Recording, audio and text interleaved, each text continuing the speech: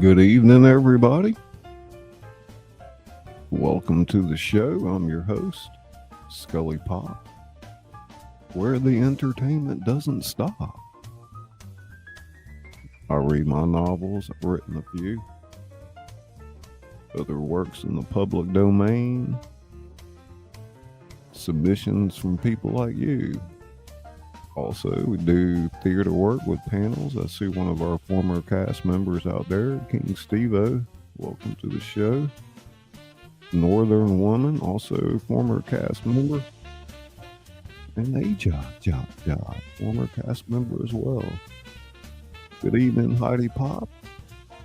Vicky and Lori, welcome. Good to see you. Forgive me if I don't catch your @ symbols right away. How we sounding? Sound check. Moderator extraordinaire, Spider Pig. Welcome. Welcome, Chicken Explorers. That new channel I've been following, guys. Check them out. Hey, Tessa.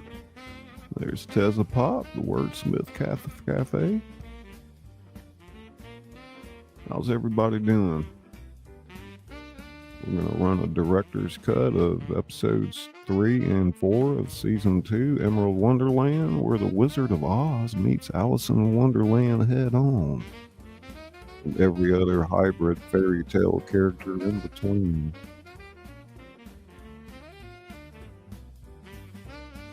Tingles, everybody.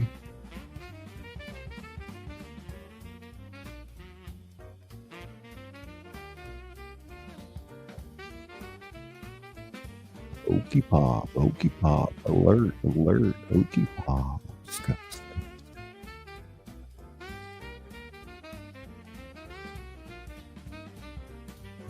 Oh, thank you. Lunchtime here, says Tessa. How you doing, Okie?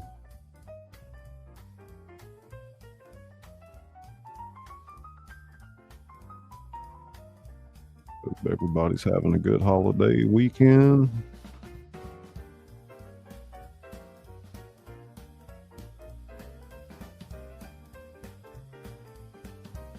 I'm sure most of us ate too much. Work it back off now. Check. Test. Musa Farper in the house. Musa Farper, welcome, buddy. Don't forget to hit the like. Subscribe to the channel if you haven't already. It's that little white button below the video. And don't forget to turn on the notification bell so you don't miss a thing.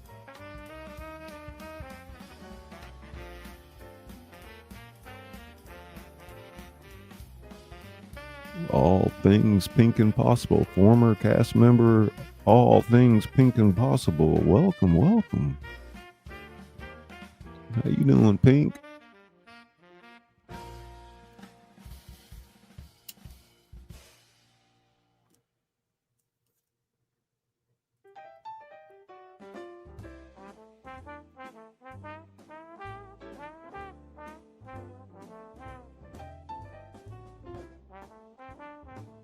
November 30. Everybody wrapping it up for the month.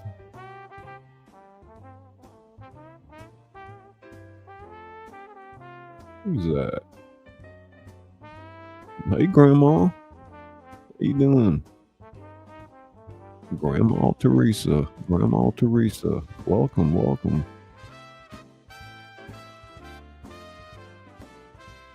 Members, don't forget to check your milestone. See if you got a milestone in there. Good evening, Fantastic. How you doing, darling? Good to see you. Just piling on in here, waiting for everybody to get a seat, hang out a little bit, chat amongst each other.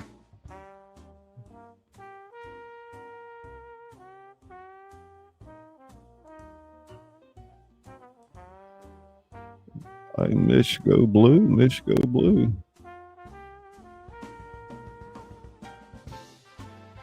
There you go. There's a milestone right there. And don't forget numbers. You've got 15 wonderful emojis at your disposal, badges next to your name, and behind the scene videos.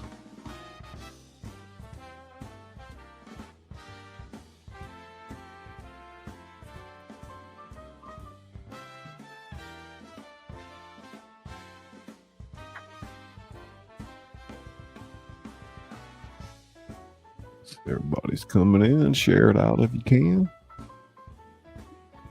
Y'all should go over there and check out Fantastic Publishing. She's a similar type channel to what we do here. Really cool graphics and all kind of neat stuff going on over there. Addie Pickle, what's up, Addie? How you doing, darling?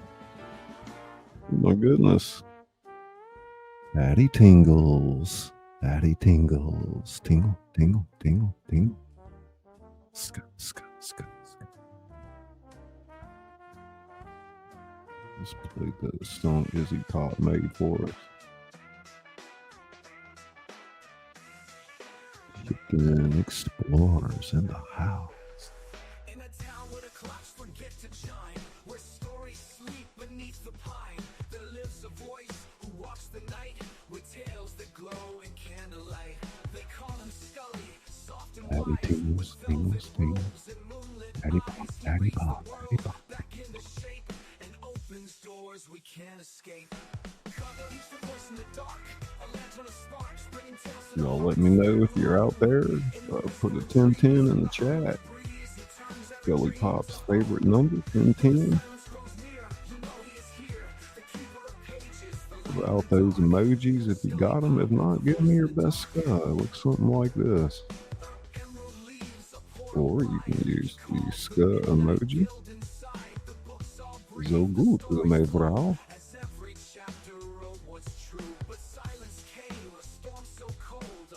Yeah, so Sunday night, November 30th, huh? Ready for December and Christmas?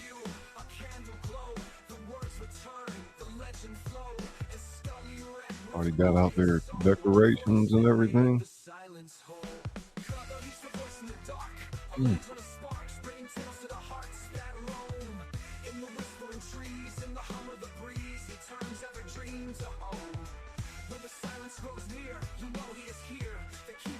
What else we got here? ScullyPop, the voice in the dark. He's the voice in the dark. He's the voice in the dark. He's the voice in the dark.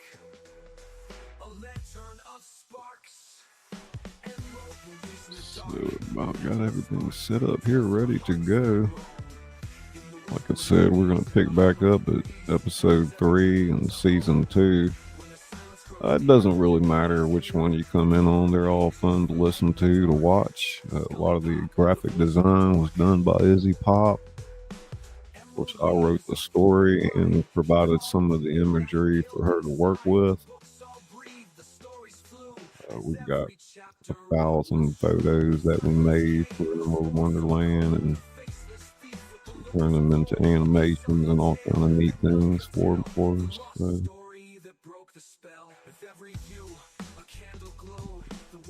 Quality of these photos. Y'all happen to? I know a few of y'all were here last night during our New Orleans stream when all that commotion happened and everybody took off at once. Never really found out what happened, but I think it was just a bit of mass hysteria, paranoia type thing from what happened on January 1st. There's Izzy Pop. Hey, darling. We were just talking about you, graphic design, and if any of y'all need the channel upgrade as far as anything goes, get a hold of Izzy Pop, and she will definitely take care of you. Get some, drop that link out there.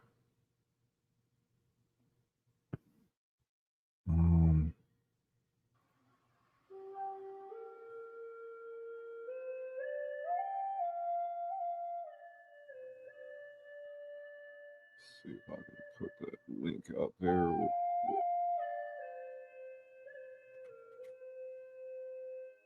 Share. Copy link.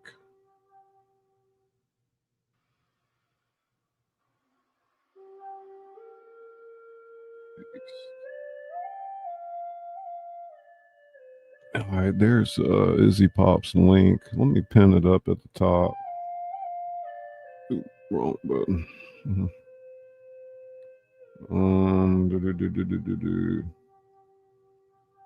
Pin message. There we go.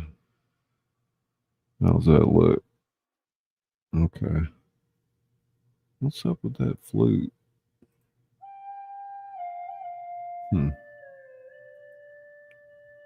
There's a picture of me. Well, sort of.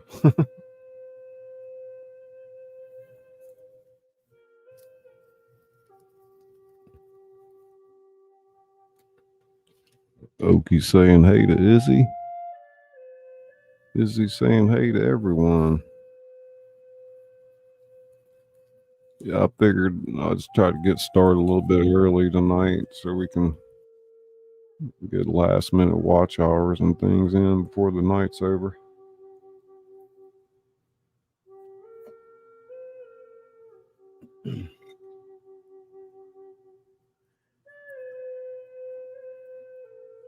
And truthfully, I haven't been live a whole lot this month. I've had some downtime for a number of reasons. So we're a little low on watch hours, and I believe I'm a little short of making the money. So hopefully we'll get a couple of donations tonight and it could put me over the top. A lot of you creators know there's a threshold to meet. I usually don't have any problem with that, but I just haven't been busy. So, but I figured, we go live for about 3 hours. A lot of things usually happen. Other than that, I've been working hard behind the scenes, doing a lot of different things. Haven't been writing much lately, just more graphic design and business type stuff. But yeah.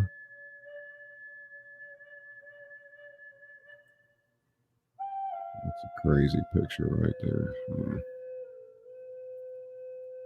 Yeah, Izzy need y'all reach out over there and sub up to Izzy. She's been going through it with her stuff, so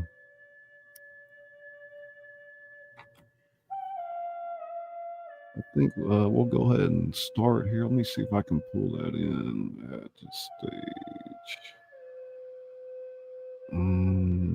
Let's see. Move that up.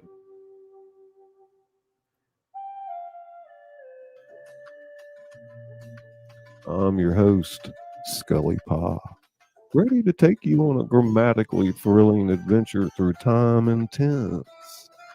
Tonight, we're delving headfirst into the topsy-turvy world of the past perfect, where what had happened before is just as important as what's happening now. I wonder if I had that sinus infection during this show, listening to my voice. Get ready to have your minds boggle and your funny bones tickle as Dorothy, Alice, and Wendy face off against the nefarious revisionists. Will our heroines be able to right their wrongs, or should I say, right their rights?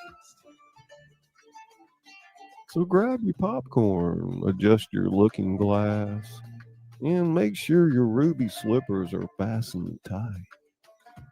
It's time to tumble down the rabbit hole and skip down the yellow brick road all at once.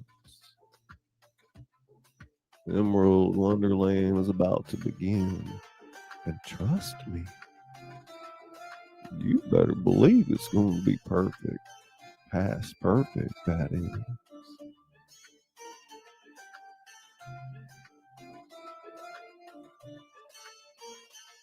Yeah, so in a lot of the themes of the different shows, guys, I use different literary devices, and like the first show was based around present tense, the second show was like past tense, and here we're in the third show talking about present perfect.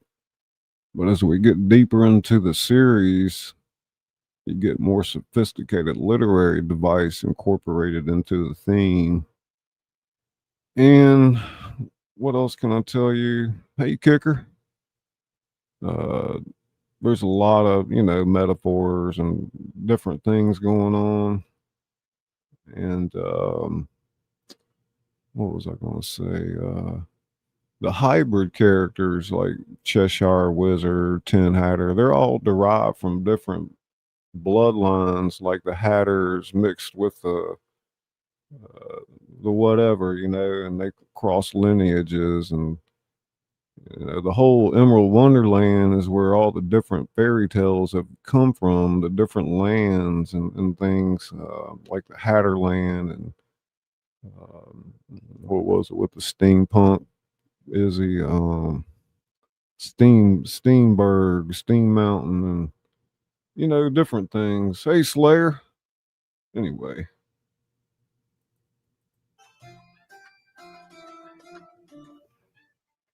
part one, episode 3, season 2.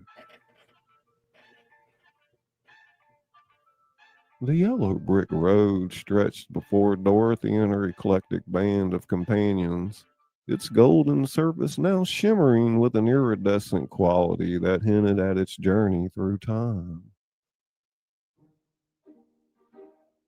As they walked, the very air around them seemed to vibrate with the aftermath of their victory over the Empress of Antiquity. Thank you, American One. Thank you so much. Dorothy took a deep breath, her patchwork dress rustling with the memories of their recent adventure. If I notice you coming. Well, Kane, I wonder what's next on our journey. Before anyone could respond, the road beneath their feet began to ripple, as if disturbed by an unseen force. Suddenly, two figures emerged from what appeared to be a tear in the fabric of reality itself. It's 4:20 somewhere, American One. The first was a tall, willowy being that seemed to be a fusion of the ghost of Christmas past and the Pied Piper. Its form was translucent and shimmering, with a flute made of crystallized memories hanging around its neck.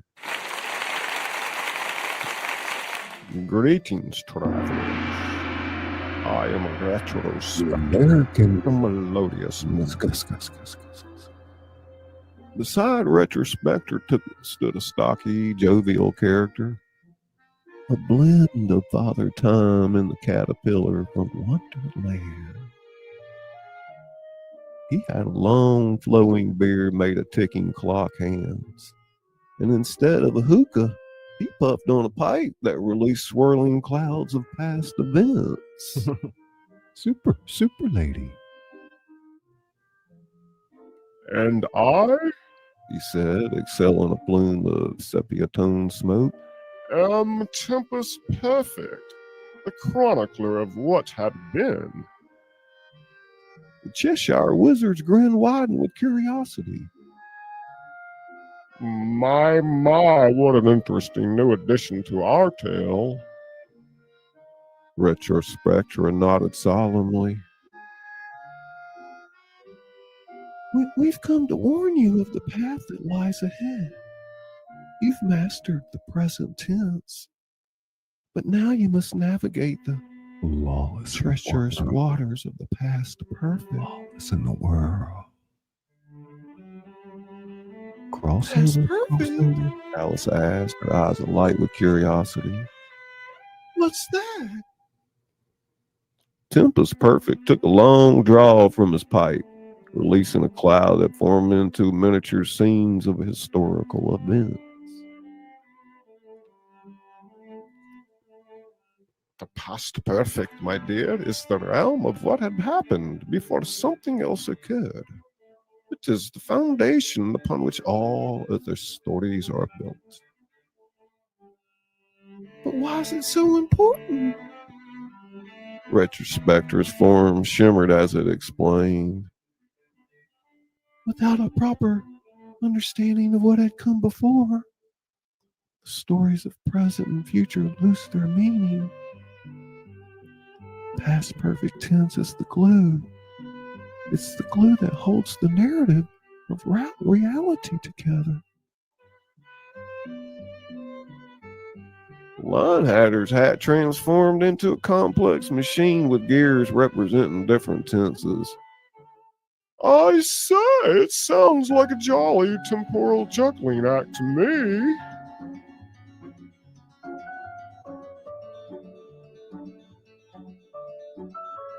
Tempest Perfect's expression grew serious, his beard clock ticking ominously. Be warned, half a head is fraught with peril. Paradox parasites feed on improperly aligned past perfect events. And anachronism anomalies can trap you in loops of misplaced history. But they're not. Retrospector added, its flute releasing a melody that showed glimpses of potential futures. We have the power to navigate these dangers. Your combined experiences and the strength of your friendship will be your guide.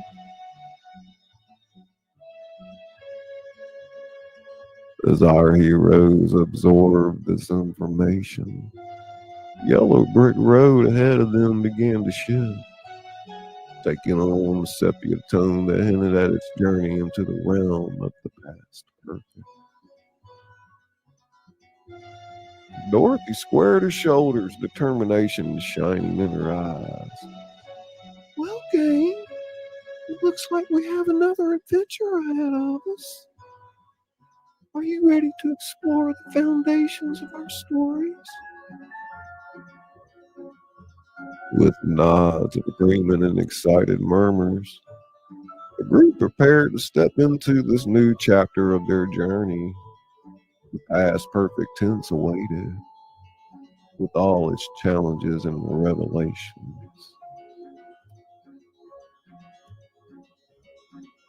Retrospectra and Tempest Perfect began to fade back into the time stream.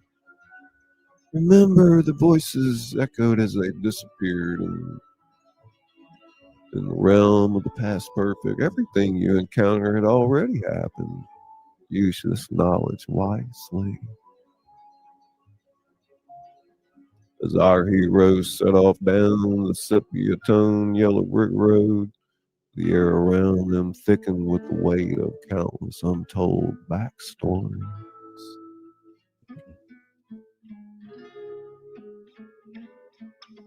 The next phase of their adventure in the Emerald Wonderland was about to unfold,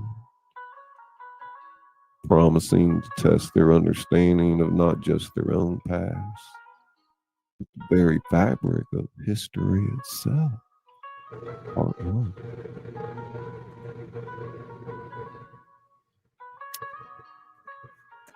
Good evening, everybody. Welcome. Ross Pop. Super lady. As Dorothy and her companions ventured further down the yellow brick road, the landscape around them began to shift. I guess I got right back into it, so. The vibrant colors of their surroundings faded, replaced by a world that seemed to exist in various shades of aged photographs. Tingle.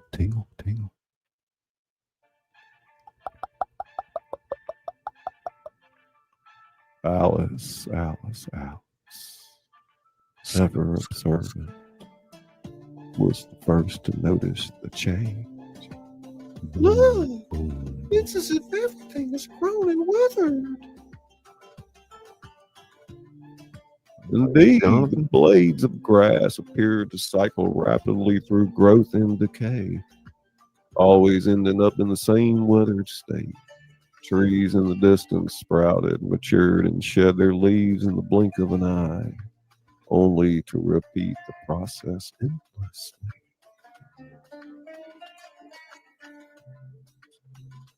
Wendy shivered, pulling her nightgown closer. It's as if we're walking through a world that had already lived in its life before we arrived.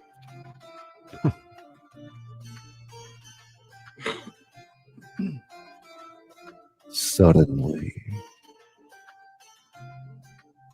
the road before them split into multiple paths. You can make a John Denver-like character take me home, Ember. One path showed a young Dorothy in Kansas, long before her first adventure in Oz. Cloud. Kicker. Another displayed Alice's childhood prior to her tumble down the rabbit hole. Third revealed Wendy's life in London before she had ever dreamed of Neverland.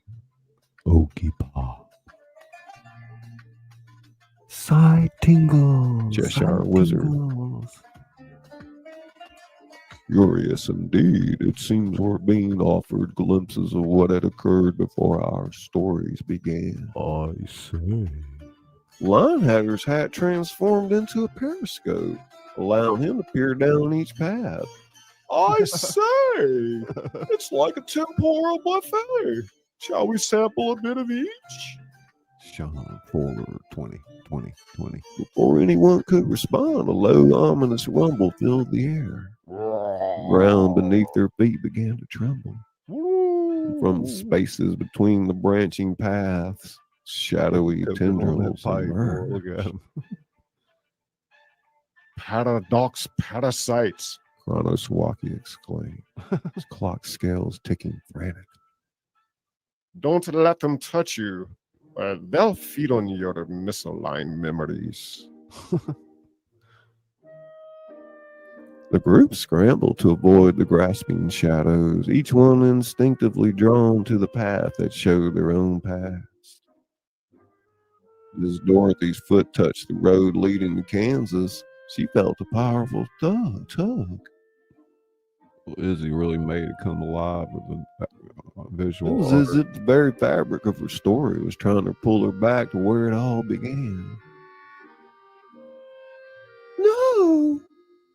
We can't let ourselves be trapped in what had been. We need to move forward. It's so hard doing a woman's voice. Queen Artemisia's paintbrush flew across the air, creating barriers of color to hold back the encroaching shadows. How do we navigate this maze of past without losing ourselves? As if in answer, Saga Melodica's flute began to play a haunting melody. The notes hung in the air, forming a shimmering path that wove between the branching roads of the past. Of course, Alice exclaimed, her eyes lighting up with understanding. Y'all, I'm We publishing a need to book from acknowledge this our too. past You know, without so becoming trapped by them. The past perfect Hey, tense Ace. isn't about reliving On what in, man. happened, but there's understanding a how record it shaped cut our going here present. tonight. Oh, with the renewed determination, our heroes began to follow the musical path created by Saga Melodica's song. As they walked, they caught glimpses of their individual history, moments that had occurred and chances that had been made long before their current adventure. But instead of being pulled into these memories, they found themselves strengthened by them. Each step forward seemed to weave the threads of their past into a tapestry that bolstered their present self.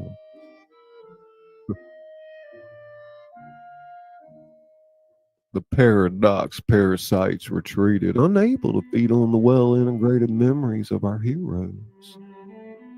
The branching paths began to merge back into a single road, now richer and more complex for the glimpses of the past it had shown. As they continued their journey, The sepia tones around them began to gain some of their color, though everything still held the slightly faded quality of a well-loved photograph. Dorothy looked back at her friends, smiled. I think I understand now. That's perfect isn't just about what had been before. It's about how what had happened continues to shape our stories. Cheshire Wizard's grin widened impossibly. Indeed, my dear, in understanding that you've taken the first step in mastering this new realm of our tale.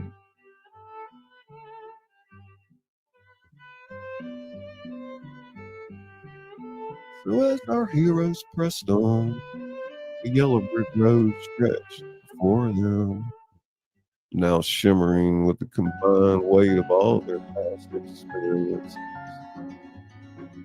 The challenges of the past perfect tense were far from over.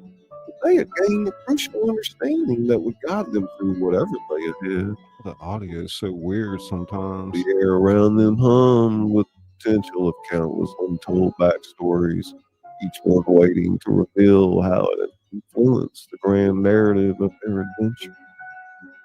With each step, our heroes moved forward, carrying with them the richness of what had been, ready to weave it into the tapestry of what was yet to come. Part 2. I think I took a break here. Let's Hey, see. Scott. Yeah, let's go forward here for a minute. How you doing, Ace? Ross, Super Lady.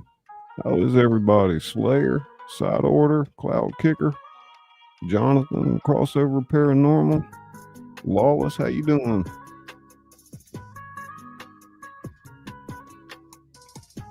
It's the end of the month. We're wrapping things up. Sure, a bunch of you creators are doing the same. Super tingles.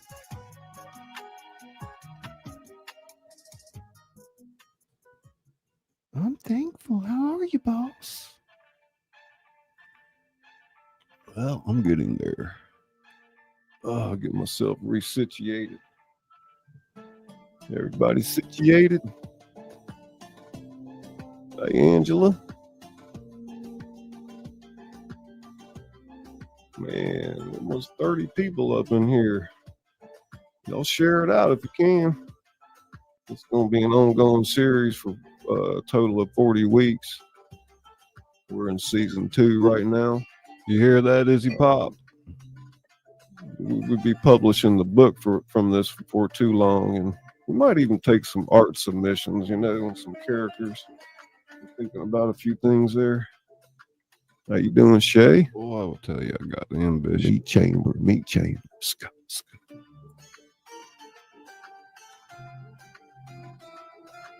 Yeah, right. I'm lurking, I know, I'm right? working.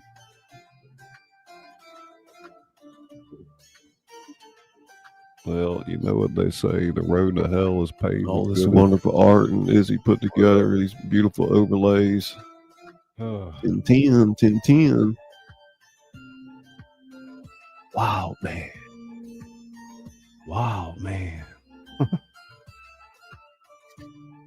Listen to what I had to say. Start part 3 here in a minute. Martha, you've been busy over there with your channel. We talk. Scuss. Wolf howls. Look at that, Wolf Rumsky member for howls. 13 months. Put those highlighted. There. Thank you, Pat's fan. Popcorn, you still out there? Y'all put a 10 in the chat if you're still here. Let me know. Some emojis. Look at that crazy cat house. Yeah, I'm feeling pretty good tonight. My voice is, I'm actually getting over a little bit of a cold, but you can hear it. Wakened by the looking glass. Norska.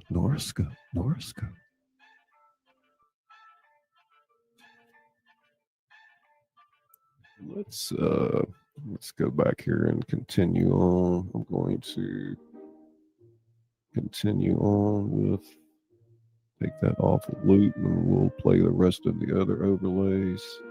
Let's put that on loop. Not that we'll need it. And let's pop that back up. Oops, not what I meant to do. Okay, what have I done? Oh Lordy. What did I do, Izzy? Probably hit a button I shouldn't have.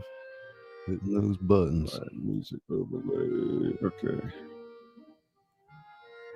There we go. I'm usually not allowed to press buttons. Yeah, my voice feels pretty good, Diamond. Scott, how you been doing? Magic. Hey, Magic. Magic Flying Potato. That's an awesome gaming channel.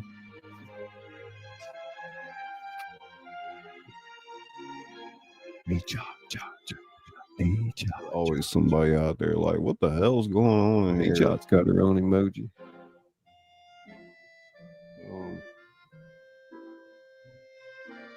Wasn't that it right there?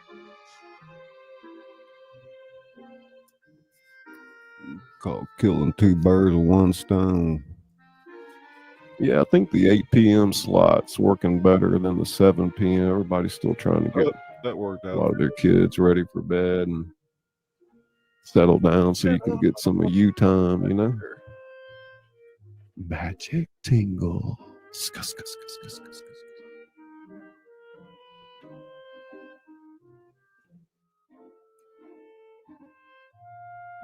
Yes. Yep. I guess tomorrow's YouTube payday, isn't it? Big money. Big money. Matrix, lighten it up.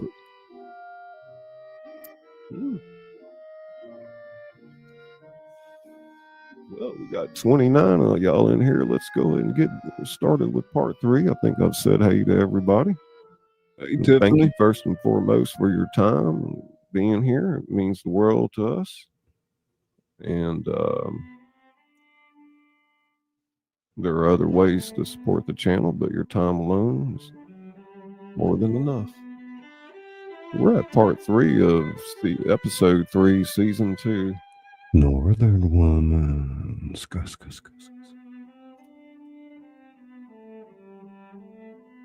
As our heroes continue their journey along the sepia-toned yellow brick road, the air around them hum with the echoes of past events. Suddenly, the road before them widened into a circular clearing. Its bricks arranged in a spiral pattern.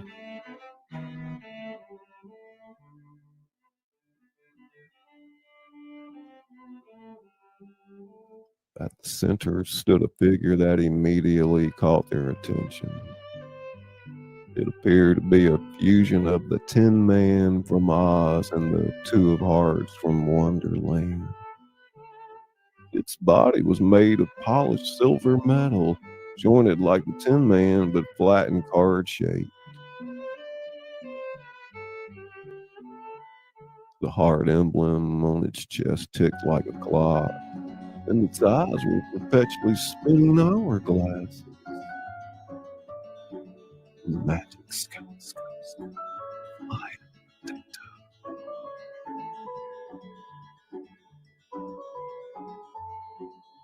Halt time, travelers. Figure's voice rang out, a curious mix of metallic clinking and the whisper of shuffling cards. I'm Chrono Card, the keeper of sequential stories. Dorothy stepped forward, her patchwork dress rustling with the weight of past adventures.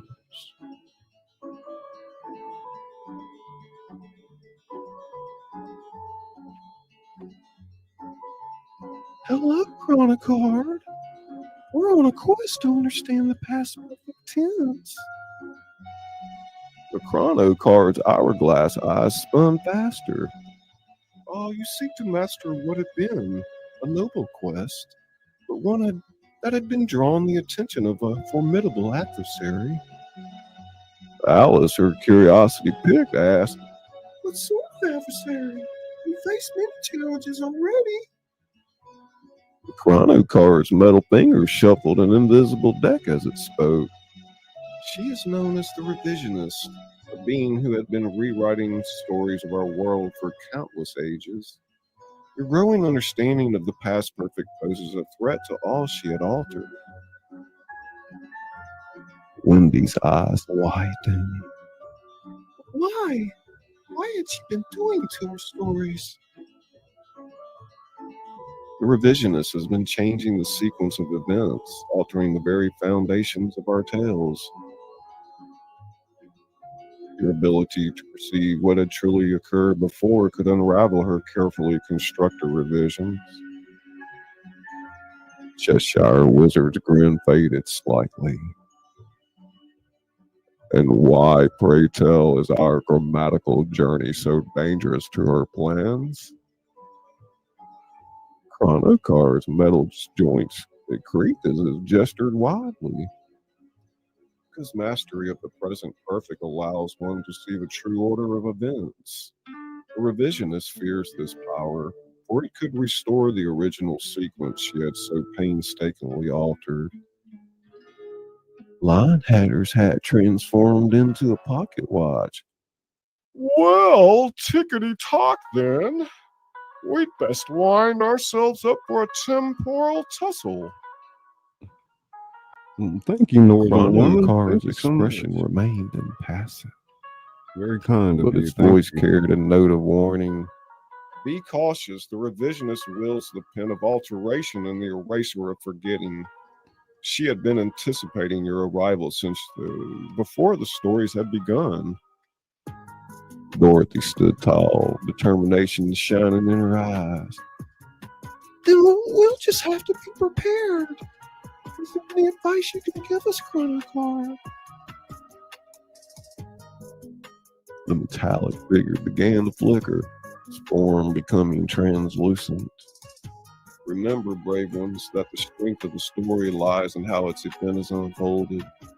Trust in the experiences that have brought you here, for they are your shield against revision. As Chrono card faded, merging with the spiral pattern of the road, its final words echoed around them. The revisionist had already dealt her hand. Every move you make from now on had been foreseen by her. Your true test in mastering the past perfect awaits. Our heroes exchanged determined wow. The weight of this new threat settling upon them. The yellow brick road stretched onward, now resembling a winding time lane of golden bricks.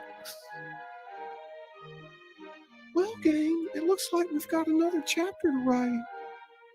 Are you ready? With nods of agreement and the shared strength of their combined tales, the group set off once more.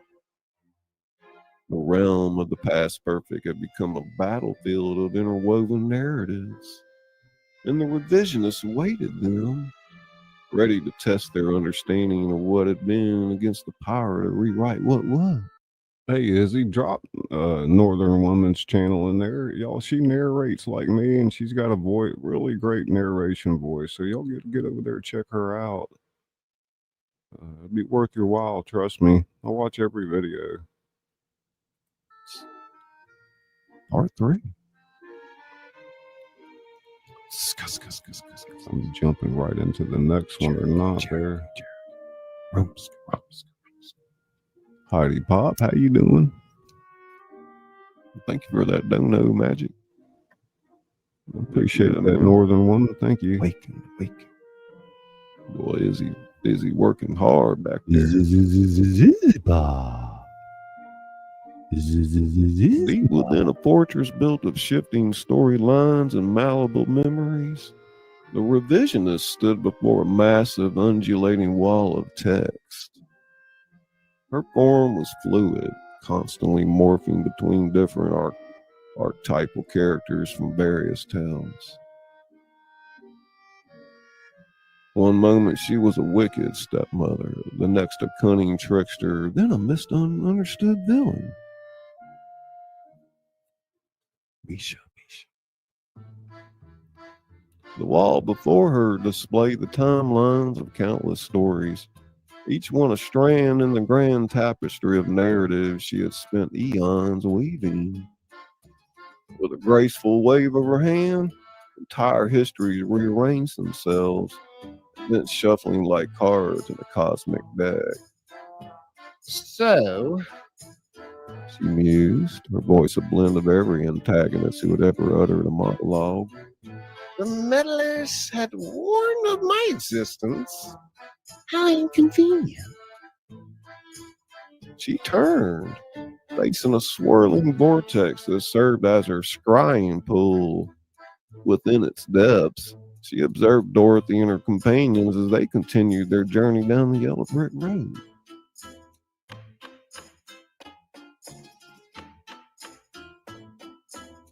The revisionist's eyes narrowed, flickering between different colors and shapes. They seek to master the past perfectly. Do they understand what had happened? Who wrote it? We can't have that. Can we, my pet? From the shadows emerged a creature that was part inkwell, part serpent. It slithered toward her, leaving a trail of words that faded moments after they were written. Indeed not, mistress. What is your command? The revisionist smiled, her expression a perfect blend of every villain's smirk throughout literary history. Repair the labyrinth of distorted memory. Well, test how they truly understand what happened before my influence. She waved her hand again, and then a section of the text, while arranged itself, forming a complex maze. Let's see how they fare when confronted with the weight of all that had been twisted to serve my purpose.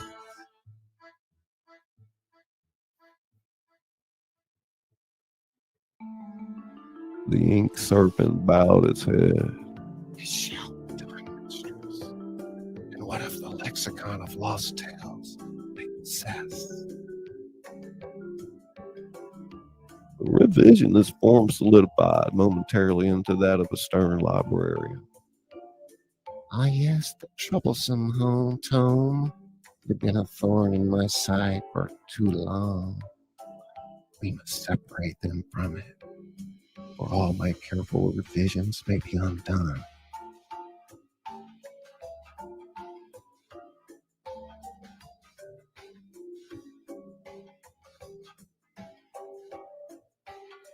She turned back to the scrying vortex, watching as Dorothy and her friends navigated the challenges of the past perfect tense. They had no idea of the true power they wielded. Stories they could unwrite. Their growing mastery of what had been. Her fingers traced the outline of Dorothy's face in the vortex, leaving ripples of swirling energy. Oh, my dear. You think you're on a grand adventure, don't you? You already played in my hand. The moment you stepped onto that road.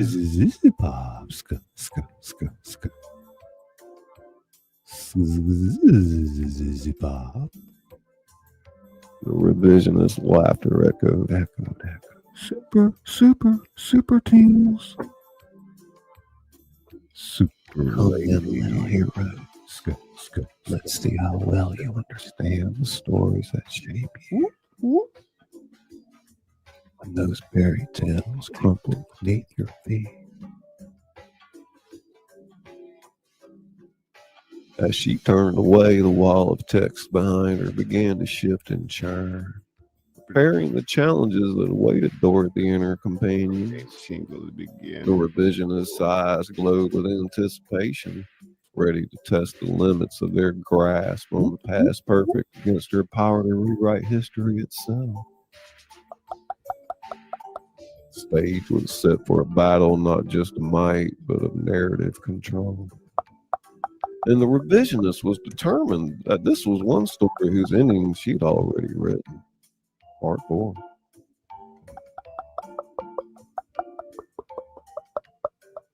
Tingle, tingle, tingle, tingle, tingle, tingle. Demi Scuts. Fall dog. Boom, boom, boom, boom, boom, boom. Sk, sk. Cherokee girl, welcome, welcome. Brain tingle a big. Swamp 6-3. Wake and wake.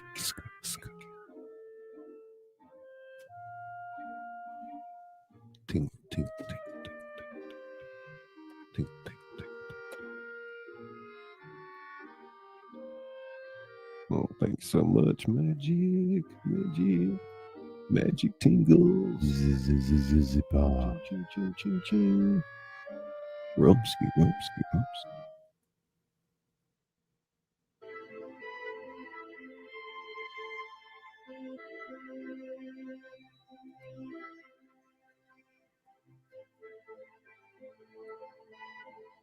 Kitty, kitty, kitty, kitty, kitty, kitty.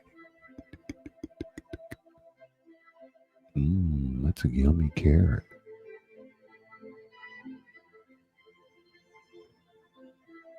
I say, I love my We're in the sky zone. It's another world. In another time. And darn, it's in another place. And darn.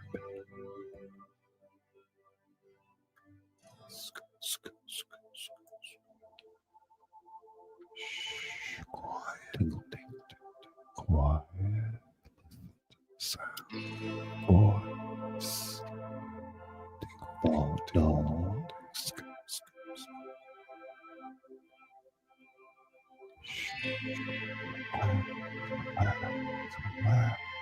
Light it up, members. Let's see those emojis. Well, give me your best stuff. Let's go. Boom, chicken meow. Kitty, kitty, kitty, kitty, kitty. Super, super, super tickles. Super, super, super, super wow. $1 million. Zero, Super zero, wow. calorie. $1 million. Zero. 0 calories.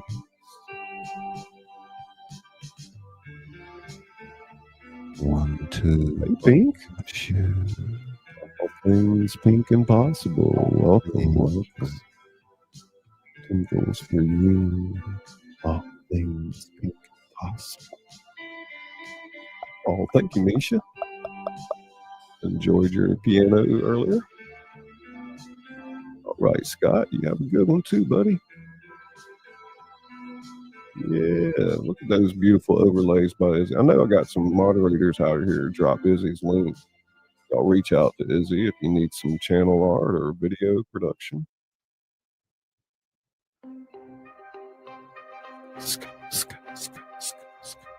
Tingle, tingle, tingle, tingle.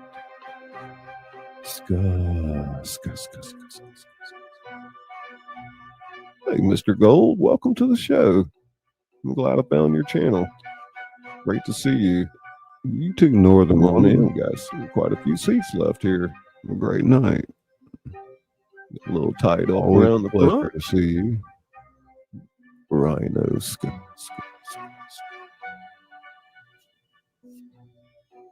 There she is. The one and only Vegas Paranormal.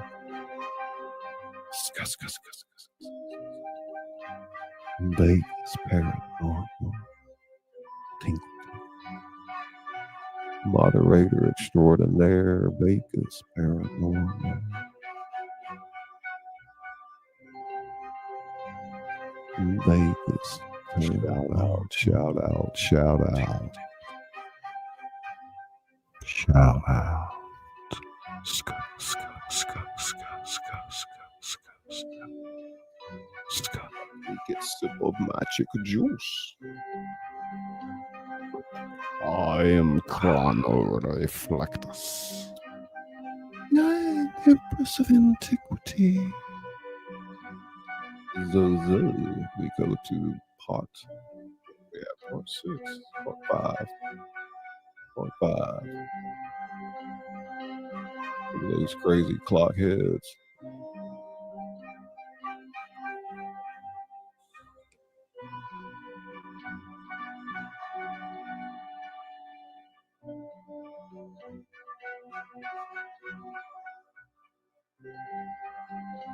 Ross Dennis? in the house. Ross. How you doing, buddy? Yo, There's check Dennis, out Ross. arm He did stretcher. a drawing of me. It's a funny story. I just going around looking at videos and I popped into his channel. I'm like, wait, that picture looks familiar. No, that's me. that tripped me out, man. That was awesome. Hey, CJ, what's up, buddy? Oh, Glad you're you welcome, made it. Vicky. That was so funny. Thank you for Thank you coming. so much, Ross. I think I did share it on the community tab.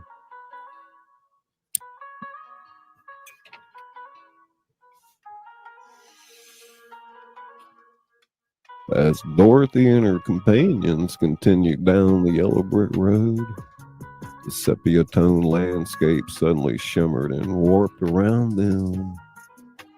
The road beneath their feet began to fragment, each brick floating away to form a vast three-dimensional maze suspended in midair. What's happening? Wendy cried, clinging to Alice's arm as the ground beneath them shifted. The Cheshire Wizard materialized, his grin fading in and out of view. It appears, my dears, that we've entered the labyrinth of distorted memories. Revisionist handiwork, no doubt.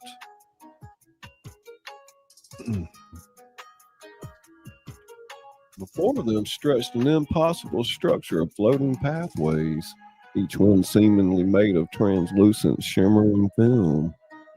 As they watched, scenes from their past played out on these ethereal roads, but something was off. Look, Alice was pointing, her eyes were wide.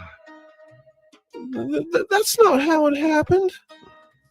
They saw a version of Dorothy's first arrival in Oz, but in this rendition, she had crushed the Wicked Witch of the East intentionally, a malicious grin on her face.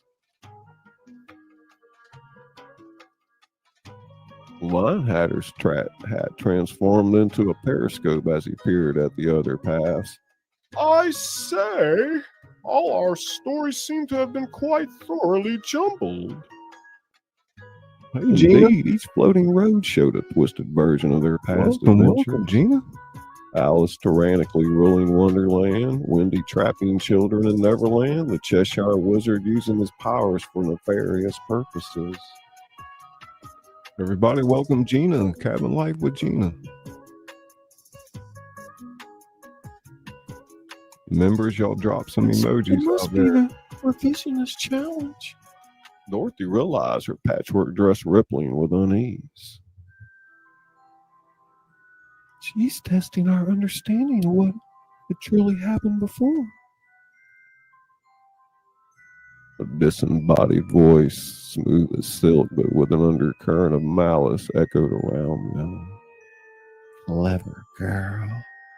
Navigate the labyrinth if you can, but beware.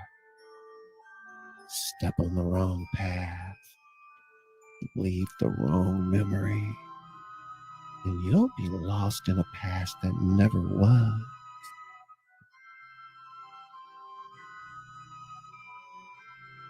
The group huddled together, the enormity of the challenge sinking in. How do we know which memories are real? Alice's eyes lit up with determination. We used the past perfect. We need to focus on what had happened before these false memories. A true sequence of events. With newfound purpose, they began to carefully make their way through the floating maze. Each step required intense concentration. Sifted through memories, layers of memories, truth from fiction. Before I'd arrived in Oz, I had dreamed of adventure, but I never wished anyone any harm. The path solidified beneath her feet, the false memories shimmering and dissolving. They pressed on, each of them facing distorted versions of their past.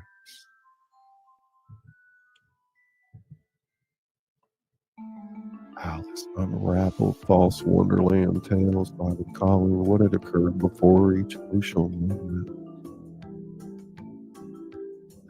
Wendy navigated treacherous Neverland memories by focusing on the truth of what had led her there.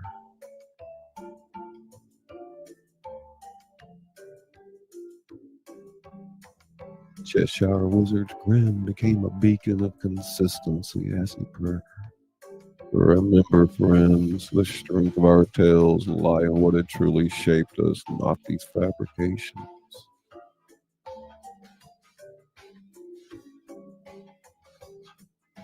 As they progressed, the labyrinth became increasingly complex. Paths intersected and overlapped, memories blended and contradicted each other. But with each cracked step, each proper recalled sequence of past perfect events, the true narrative began to reassert itself.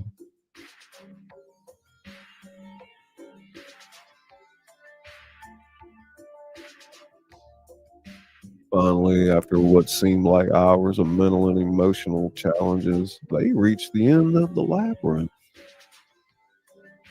As they stepped on the solid ground once more, floating paths behind them collapsed in the shimmering dust.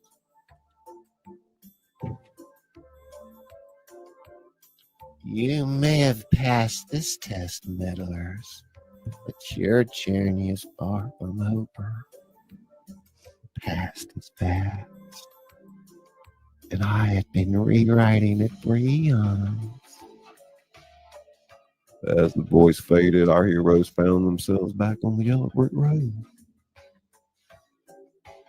which now seemed to pulse with renewed purpose. Dorothy looked at her friends, a mix of exhaustion and pride on her face. We did it! We had remembered what truly mattered, what had shaped our stories. Indeed, my dear. And in doing so, we had taken one step closer to unraveling the revisionist grand design. As they set off once more, the group felt a new strength in their bond. They had faced their past, confronted distortions of their very identities, and emerged victorious. They knew this was just the beginning. The revisionist challenge would only grow more difficult, testing not just their memories, but the very foundations of their tales. The yellow brick road stretched before them, leading towards new trials and revelations. With each step, though, they solidified their mastery of the past perfect, ready to face whatever twisted narratives the revisionists had prepared. Part 5. Welcome, Boki Boki. Coming in. Vegas Paranormal, the house. How you doing, Gina? You sounded just like the rabbit. Dennis, what's up, buddy? We continue right now. Woman, Super Lady, Izzy Pop.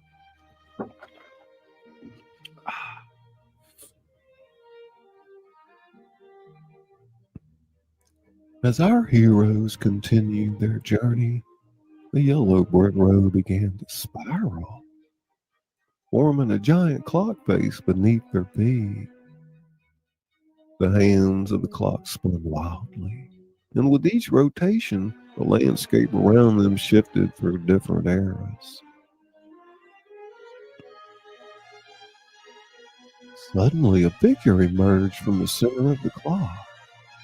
It was a curious blend of Cinderella and Sherlock Holmes, wearing a glass slipper on one foot and holding the magnifying glass, with a deerstalker cap perched atop a head of golden curls.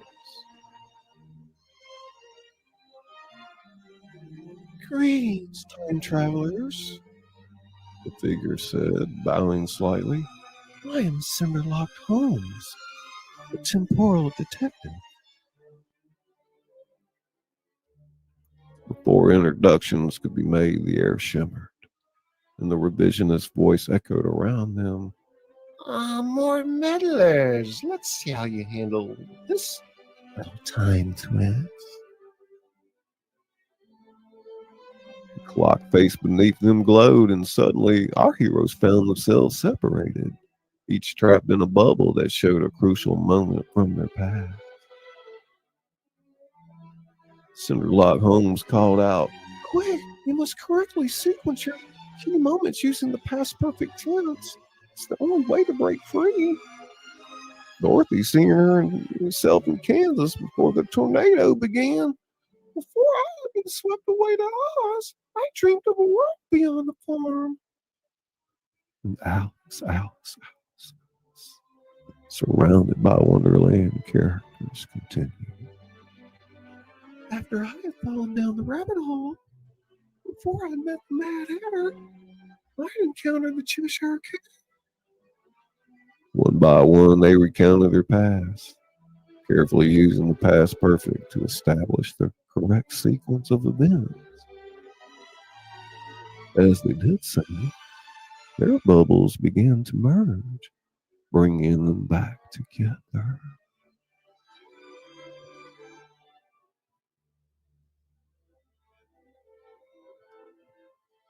Wendy, the last to join, she finished with, before I'd flown to Neverland, I had told stories about my brothers, but I hadn't believed they could be real. As the group reunited, Cinderlock Holmes nodded approvingly. Well done. You demonstrate a firm grasp on your personal timelines. Cheshire Wizard's grin appeared, followed slowly by the rest of him. I do believe we're getting quite adept at this grammatical time travel. But the revisionist's greatest trick is still to come. She had been weaving a grand tapestry of altered history, one that threatens to overwrite all our stories. Well, then, we'll just have to unravel her nefarious knitting. It's not that simple. To defeat the revisionist, you must find the quill of true narrative. It had been hidden in the archival abyss, the place where all forgotten and discarded storylines converge. Dorothy's eyes lit up with determination. And that's where we need to go. How do we find this archival abyss? Cinderlock Holmes pulled out a pocket watch. I can lead you there, but be warned. The journey will test everything you had learned about the past perfect. The revisionist had laid traps throughout time itself. As if on cue, the clock face beneath them began to crack, temporal energy seeping through the fissures. We need to move now. The revisionist had begun her final revision.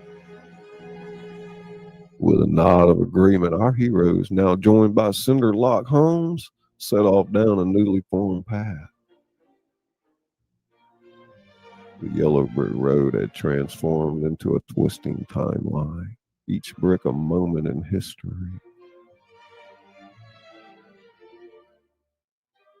As they raced towards the archival abyss, reality itself seemed to fluctuate around them. But with their growing mastery of the past perfect and the addition of cinder lock homes, they felt ready to face whatever challenges lay ahead. Run all you like, little story sprites. You've already played into my grand narrative. Our heroes pressed on. Determination. Hey, in their Alaskan. steps. The quest for the quill of true narrative had begun. Narrate myself. And with it, Sleep over the here. final chapter in their battle against the Everybody, last night, Part 6. I was about to have slapped myself in the face. I was reading myself to sleep. Anybody else relaxed out there like that? Oh my God, Izzy, I was about to fall asleep just now. Whew. I'm tired. I ain't getting enough sleep lately. Y'all don't forget to hit the like. Hey, Starlight. Welcome, Starlight. Panicat.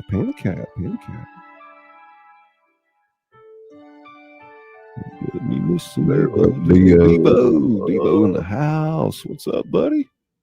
So glad you made it. Hope everybody's relaxing. What's up, Mikey, man? Kicking back. Got a nice crowd here tonight. Y'all put a 10-10 in the chat. Let me know if you're here. 10-10. Pretty good story tonight, and all these wonderful art and overlays. Razzleberry. What's that, man? It sounds good. Yeah, it's break. Break time, baby. It's the director's cut of Emerald Wonderland. Well, you hear my voice twice sometimes.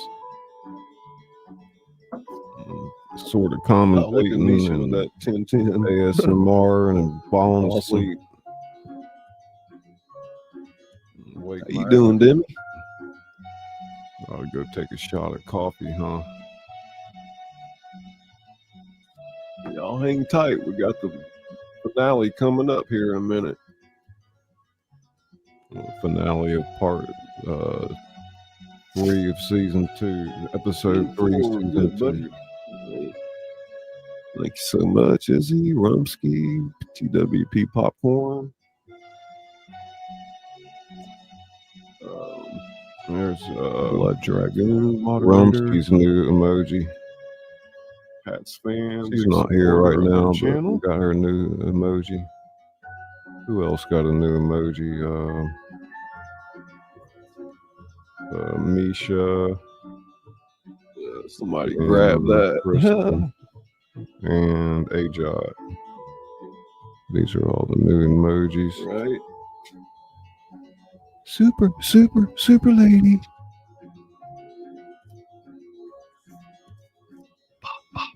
I baked the razzleberry pie.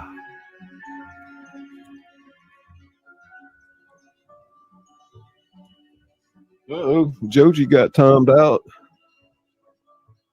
Oh my God. Oh, I think that's Marie all right. Calendar pies on sale for $5. Oh hell yeah, man! They make the best pot pies. Oh. I used to eat a couple of those a week. Everybody hitting buttons.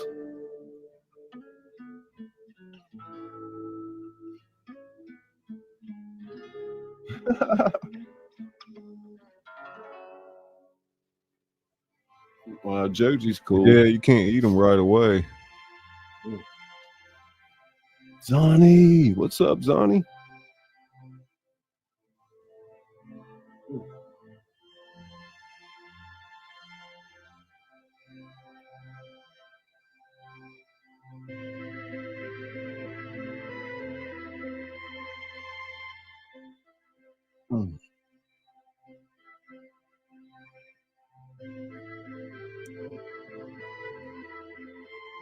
Oh, them's good too, super lady. The Hershey pie. Or what was the other ones they got? Oh my God, they make great pies. Heck yeah. Oh, you got the key lime one. Makes my cheeks pucker just thinking about it. Well, you did have to go ahead and do that and say key lime pie. I'm gonna drink everything I had. Makes I your got mouth some water left though. Yeah, you liking the stories, honey?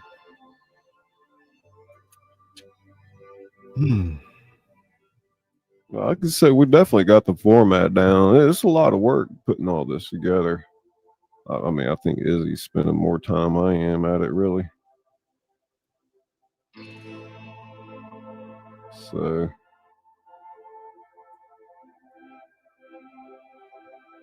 oh, no big deal. Don't worry about it.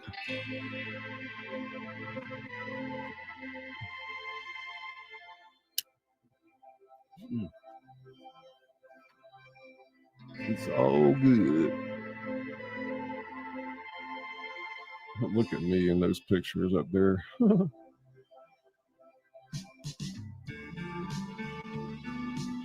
Hey, blood. Shoot, Joji got a big ass channel. She's about to get her silver button here for too long. Blood. 100,000 subscribers almost. Crazy. Oh.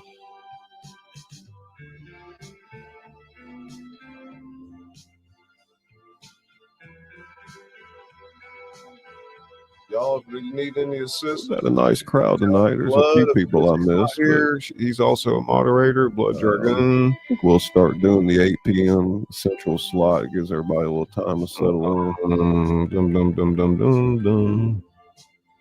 Trying to think else. I think there's only 2 moderators here right now. Yeah.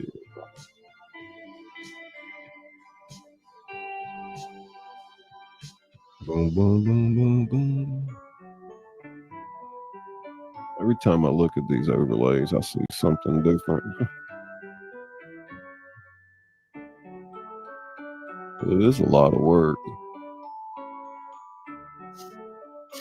And we're just building the prototype for this whole project. You know, it's gonna branch out into different avenues down the road, but the way it's looking right now, things are going good. Yeah, 9 p.m. Eastern, that's right. Yeah, you never know what's gonna come out my mouth, Vegas. Sometimes the revisionist, I was trying to change my voice, going deep to high to whispering, because like she changes into different things. It might be a little creepy, but I don't know. Sometimes I don't know till I go back and listen to myself, and I'm like, no, don't do that voice again. But I'm not perfect at it.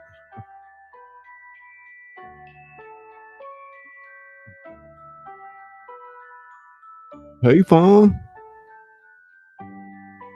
No, SCULLY'S, Magic Man.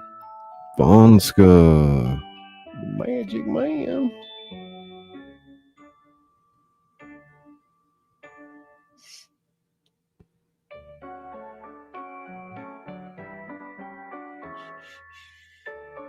Maybe we'll go back to the first one here. Go back and let's see, is that's the one from you made right there, yeah. This is for tonight's show, this overlay. Just gonna loop it. Is it coming through? What you confused That's about? tonight's, right, Izzy? Well, thank you, Starlight. Come on, and I think you have a nice voice too. Huh?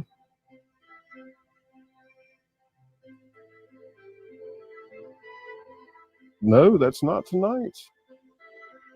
Wait a minute. Hang on a second. Where did I put it? Oh, my bad. I see what you're saying. Sorry, y'all. I didn't scroll up. Oh my goodness. Like, no, Scully, don't hit any more buttons. Please. Please don't hit any more buttons. Don't.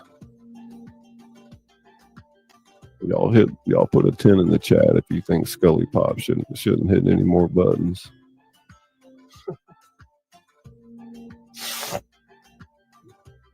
Oh, one more day, I'm gonna be over this cold. Y'all hear it in my voice. I got a little cold, huh? Never hit my throat though.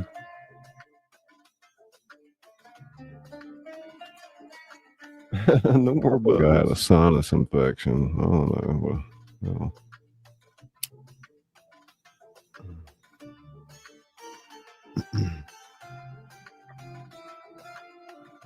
Let's see where we're at.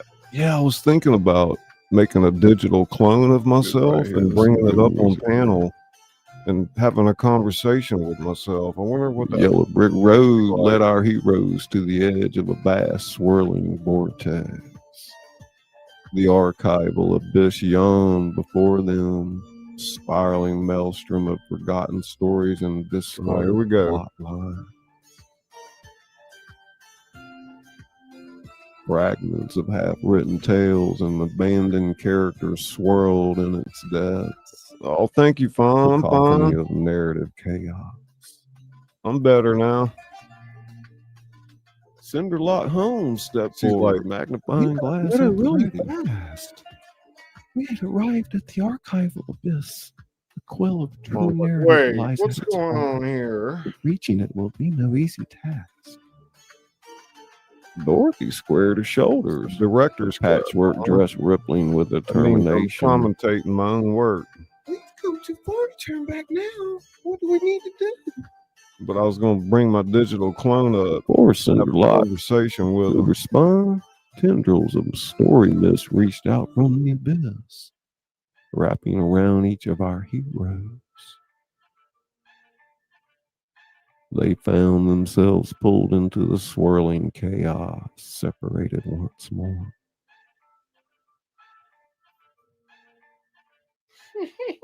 Welcome to the graveyard of forgotten sins. Oh my God. Let's see how well you navigate. Through a never been. Each hero faced a barrage of alternate versions of their own stories. Dorothy saw an Oz where she'd never I'll left get some Kansas. tea. Alice encountered a Wonderland where she'd grown up and forgotten her adventures. And Wendy faced a reality where Neverland had been nothing but a dream.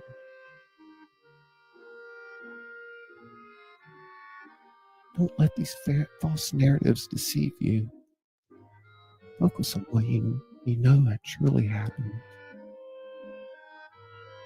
The Cheshire Wizard, his grin the only constant in the swirling chaos, added, Remember, dear friends, the power of the past perfect. Use it to anchor yourselves in the truth of your tales. fighting against this disorienting pull of the abyss. Our heroes began to recite the true histories, using the past perfect tense to solidify their memories.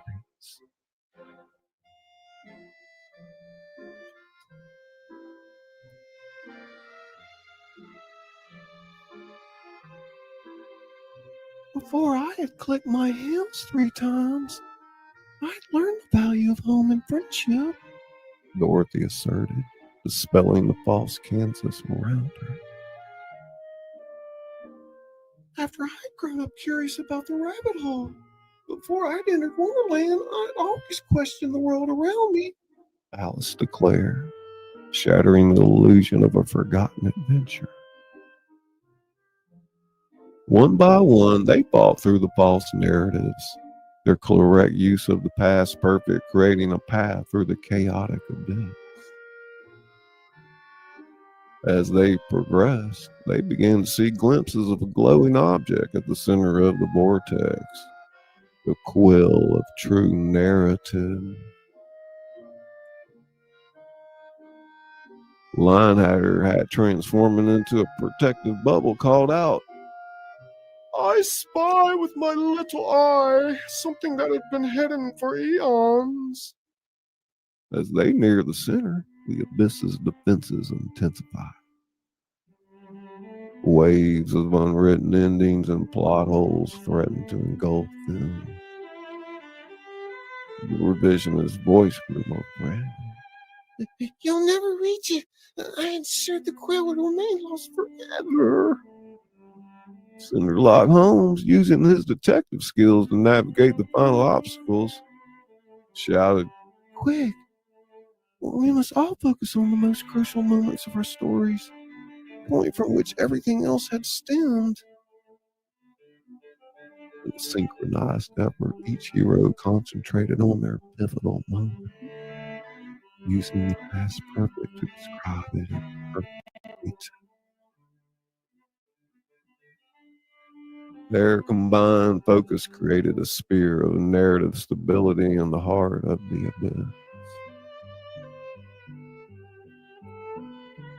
Within this sphere, floating serenely, was the quill of true narrative.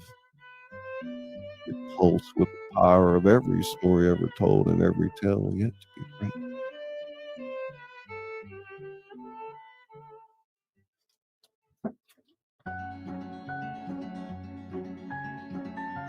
As Dorothy reached out to grasp the quill, the revisionist scream of fury shook the very fabric of the abyss. No, you don't understand the power you're meddling with. I've been maintaining a balance of all stories. Cinderlock Holmes' eyes narrowed. Balance tipped in your favor, revisions. It's time for the true narrative to be restored. With the quill in hand, our heroes felt the pull of the yellow brick road, guiding them out of the abyss. As they emerged, they found themselves standing before a massive golden door, ornately decorated with scenes from countless tales. Beyond this door lies the revisionist lair, the chamber of rewritten realities. With the quill, you now have the power to challenge her directly. Dorothy looked at her companions, determination shining in her eyes. This is it, everyone. Everything we've learned, every challenge we faced, it's led us to this moment. Are you ready? Nods of agreement and the shared strength of their combined stories, our heroes prepared to face their final confrontation with the revisionist. The quill of true narrative glowed in Dorothy's hand, a beacon of hope against the threat of a rewritten reality. As they pushed open the golden door, they stepped into the unknown, ready to write the final chapter of their grand adventure in the realm of past hurt.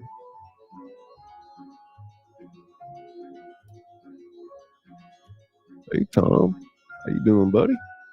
Welcome in, welcome in. 1111 code. I was thinking about you the other day. End already? Crazy. How you doing? Was that the end of the episode? Just want to say hello real quick to everybody. It's art. Thank you so much, everybody. Hey, Laren. Izzy, was that the end? Rumpsky, rumpsky, rumpsky. Was that the end, guys? I can't remember. He's like, what did Y'all just getting in? We're reading I was out. episode 3, season 2. Catch the replay, rewind later. I don't think it was. Got all these in a playlist for you. All right. I need to check if I put this one in the playlist. I'm not sure. You say that I'm psychotic, but then you like it like that. It's like every time the conversation changes, and I want you right back, right back. You say that I'm hypnotic, and that I caught you like that. It's like every time I walk into the room, you know you want what I have, I have. Turn it on, turn it off. Can't tell if I love you right back. Moving in, moving on. Turn it on, turn it off. Can't tell if I love you right back, but you love me like that. Light bulb goes off in your head. You say say I'm a little lost. I love to make a mess. Guess I'm a little unconventional. Guess I'm a little unconventional. Guess I'm a little unconventional. Call it what you want it. 'Cause when I leave you like that, it's like every time I settle down, I turn around and want what I had. I know that it's a gamble to put your heart in my hands, but if you give me just a little time, I'll show you something you never had, never had. Turn it on, turn it off. Can't tell if I love you right back. Moving in, moving on. Turn it on, turn it off. Can't tell if I love you right back, but you love me like that. Light bulb goes off in your head. You say I'm a little lost. I love to make a mess. Guess I'm a little unconventional. Guess I'm a little unconventional. Guess I'm a little unconventional.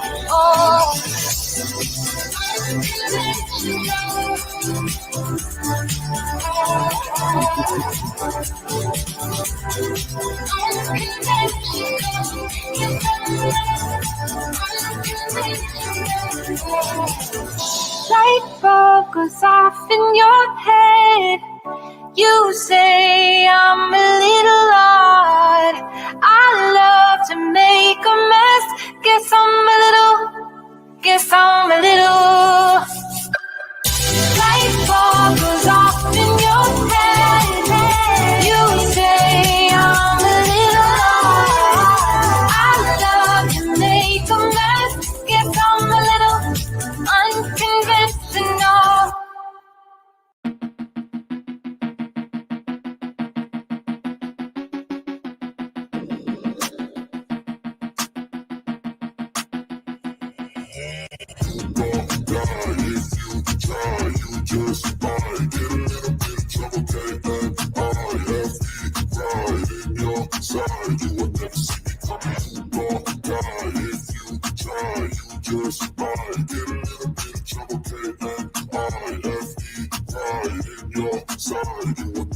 I got a switch in my head. I go from living to dead. You got me seeing all red. Now I'm becoming a threat. I fucking heard what you said. I'll make you have some regrets. And no, I never forget. So now you have a few deaths. That shit, it needs to be paid with blood or some sort of pain. You caused a permanent stain, which has determined your fate. I've never seen so clear. I feel the end and it's near. The day of reckoning's here. The sound of deafening fear.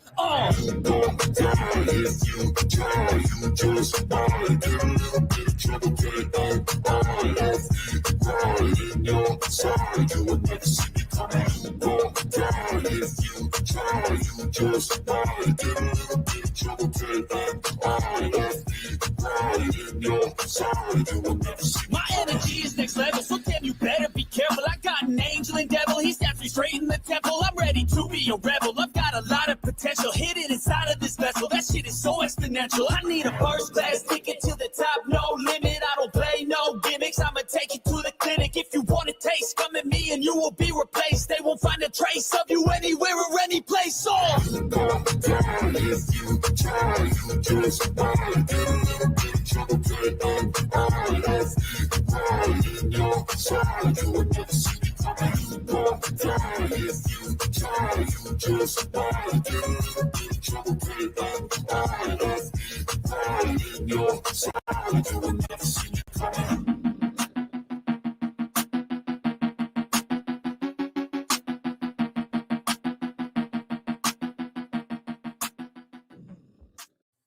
I'd like to welcome you to the House of Thrillers. I'm Scully, the author that reads to you. I read my novels and other works in the public domain and submissions from people like you. So buckle up. It's quite the ride, and we'll see you on the other side.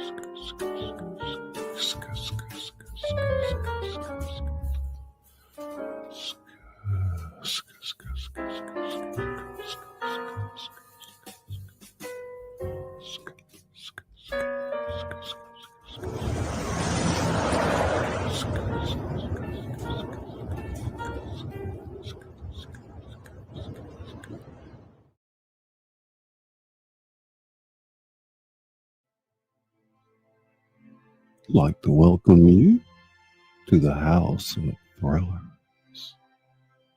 I'm ScullyPop, where the entertainment doesn't stop. Come on in. Leave your coat at the concierge, find your seat, get back, relax, get ready for the show.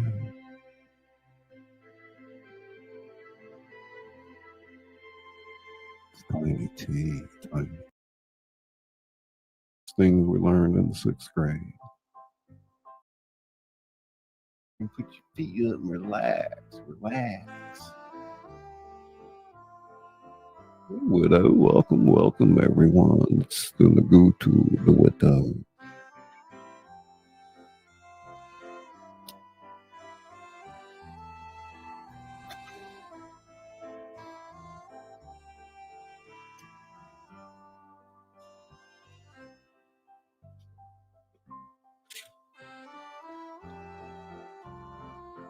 We'll go to the widow.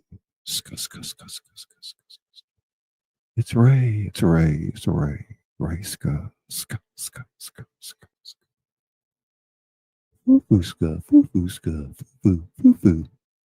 foo.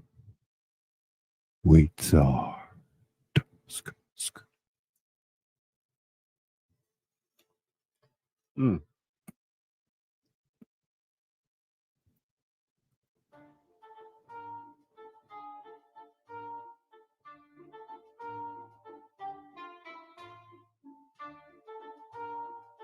See how that sounds. Check.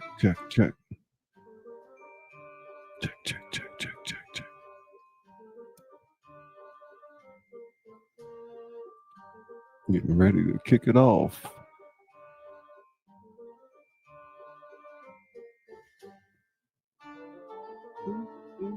Vaughn, you ready? I'm gonna let this burst overlay loop about 3 times. There you go, popcorn. That's Swampy. Super lady. Swampy 6'3". Y'all hear the music okay? Voice levels good. Test. Check. Hey, Nez. Tingle brain. Former cast member Nez Lover, ladies and gentlemen. Stick around. Sometimes they're dropping those memberships like hotcakes. You might find yourself wearing a green shirt. We've got about 15 emojis out there and badges next to your name. Hey, C4. Tingle.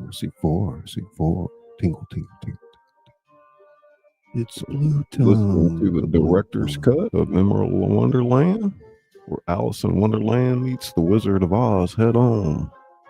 Every hybrid fairy tale character in between. Lots of ways to support the channel, your time being the most important.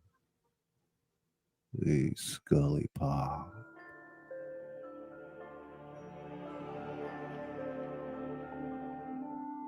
Ladies and gentlemen, fairy tale enthusiasts and dreamers of all ages, welcome to tonight's enchanting episode of Emerald Wonderland, where grammar gets gorgeously chaotic and direct objects take center stage.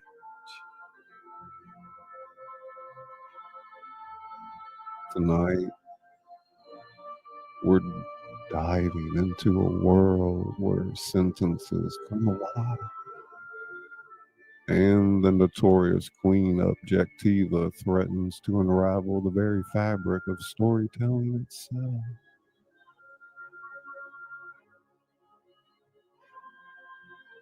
Get ready for a spectacular adventure as Dorothy, Alice, and Wendy face the most grammatically challenging quest yet. Hey, Maureen. Accompanied by the delightfully quirky dictionary knight. I'm glad you enjoyed the bourbon majestic noun queen.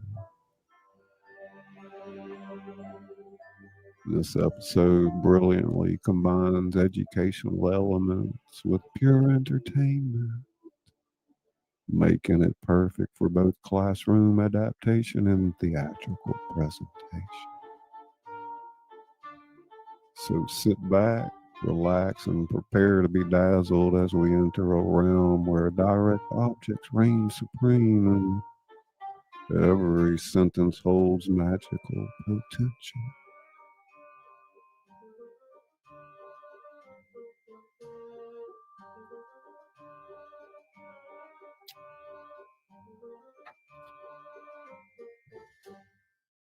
Matrix. Homeless couple in Minnesota. Welcome in, Val. We got a few seats left up here in the front. Come on in. Diamond. Christine. Good evening, Scott. Listening to the director's cut of Emerald Wonderland, where I narrate Part 1, our previous shows. Lots The of hard yellow work brick went into road this. stretched before our heroes. He graphically designed Its everything. golden bricks pulsing with unusual energy.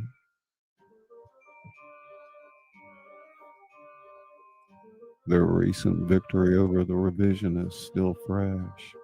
Dorothy, Alice, Wendy, and their companions noticed something different about their familiar path.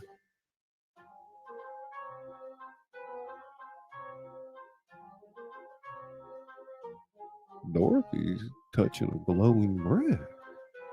The road, it feels alive somehow. Alice, She's standing by, as if each brick holds a purpose we've yet to understand. the bricks ahead begin to shift and reform, rising up to create two distinct shapes. From these emerged extraordinary beings, the Dictionary Knight, a fusion of Humpty Dumpty and medieval warrior, his body covered in dictionary pages and wielding a sword of crystallized definitions.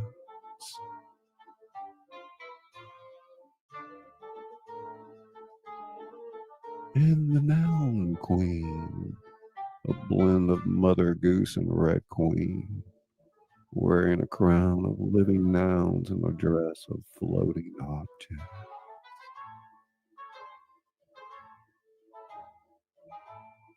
Dictionary Knight armor rustling like turning pages. Greetings, heroes of tales. I am Dictionary Knight, a defender of definitions. Noun Queen, objects swirling around her form. And I, the Noun Queen, sovereign of subjects and keeper of direct objects.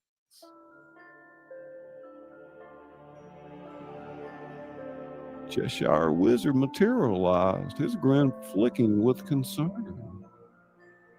Jim. I sense a disturbance in the grammar. Jim. Now Queen waved her hand, conjuring scenes of familiar tales dissolving. Cinderella losing nothing at midnight, Jack climbing nothing to the cloud. Jim. Grammar gargoyle seems to strip all direct objects from existence. Without them, actions have no focus, no purpose. Stories unravel without their objects. Snow White bites nothing. Rapunzel lets down nothing. Gemma. Tingle. Wendy's watching the scene in horror. But that destroys the very essence of the tales. Linehatter's hat transformed into a jumble of floating objects, each one flickering and threatening to vanish. I say, how can I have a tea party with no tea to party with? A dark shape wheeled across the distant sky, the grammar gargoyle. Its wings made a crossed-out word. We have to stop it. How do we save the direct objects? The repository of required things lies ahead. There, all direct objects are cataloged and maintained. That's whole statues. Object obliterators, waiting to erase anything they touch from existence. The road split into multiple paths, each line with flickering, fading objects. Our heroes exchange glances, knowing that their next great challenge lay ahead. Which path do we choose? Dictionary Knight and Noun Queen step forward together. We shall guide you. For the sake of all stories, we must preserve their objects. The group set off down the central path, watching as more objects began to fade around them. The grammar gargoyle's shadow passed overhead, a reminder of the task that lay before them. Part 1.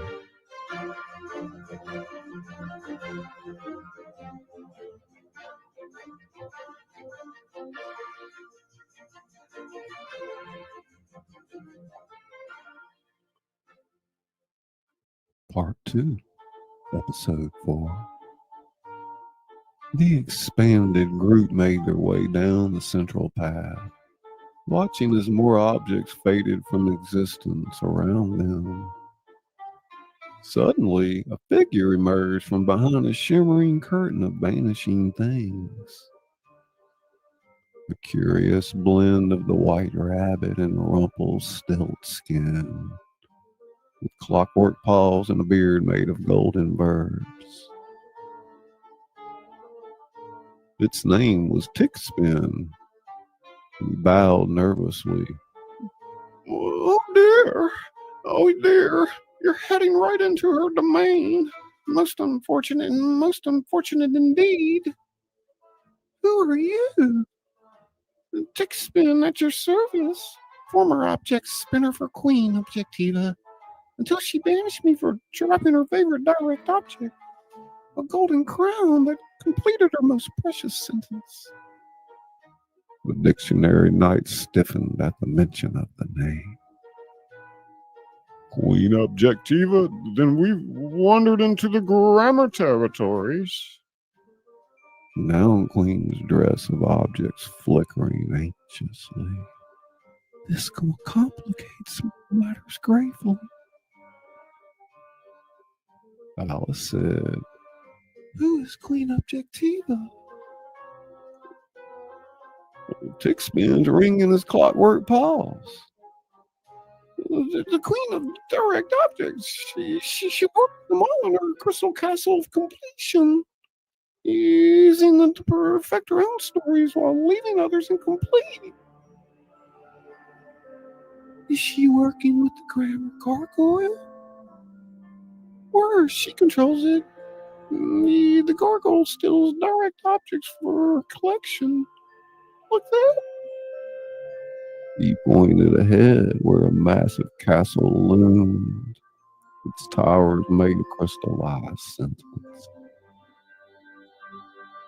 Each brick contained a captured direct object, glowing with stolen purpose. The Cheshire Wizard's grin faded to a concerned line. I don't suppose she accepts visitors. Only to turn them into direct objects themselves.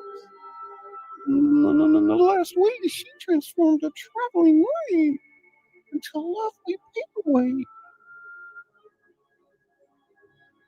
Linehatter's hat's transformed into a ship. How dreadfully inconsiderate in using people as grammatical components. Then we'll have to find another way to stop her. Tickspin hopped anxiously from foot to foot. There might be a way. Queen Objectiva's power concerns for the scepter syntax. Without it, she can't control the grammar or gargoyle or keep her stolen objects trapped. The scepter of syntax. I had thought it merely a legend. As I did. This changes everything. Shadow passed overhead, the grammar gargoyle, circling ever closer. Objects around them continue to fade at an alarming rate. Tick spins, checking his pocket watch. You must hurry. The queen knows you're here. She knows everything that happens in her territory. And she does not like trespassers meddling with her collection. The castle loomed before them, its walls of crystallized sentences glowing with captured meaning. In the highest tower, a light pulsed ominously. Dorothy squared her shoulders. Then we better get moving. We have a queen to dethrone and some direct objects to free. The group pressed forward. Their steps are resolute despite Tick Spin's warnings echoing behind him. The fate of all direct objects and the completion of every story hung in the balance, too. Great googly moogly, who we got out there? I see you, Felicia. Saw a bunch of new faces coming in there.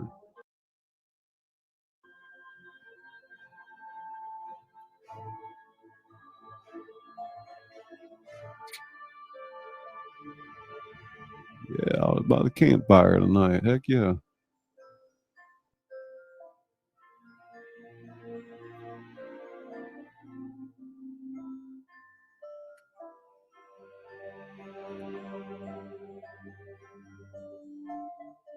Great tingles. Scuss, scuss, scuss, scuss, scuss, scuss.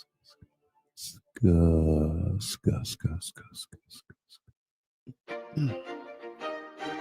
Bum, bum, bum, bum, bum, bum. Hey, Pink. It's Pink. All things pink and possible. Tink, tink, tink.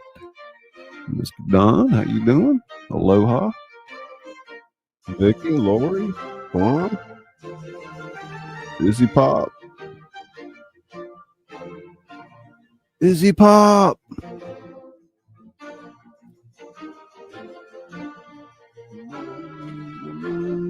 The Emerald Wonderland, the Emerald Wonderland, where all things are possible.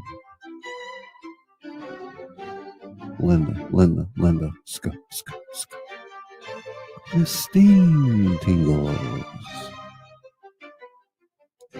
Oh, I think I've been knowing Linda longer than all of y'all. You remember when I started all this, Linda? Oh, God. Making those videos about publishing back then. Fonska. What the hell's going on in there?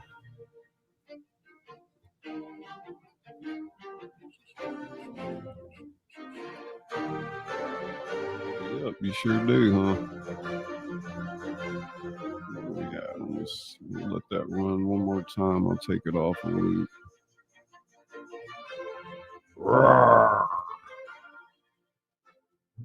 Okay, let that run once more. Take this off loop. Give me 1 second, guys. Loop that.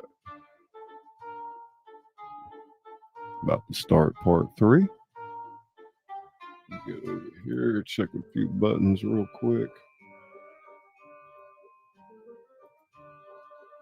Ting, ting, ting, ting. Hey, Resourceful Living Homestead, welcome to the show.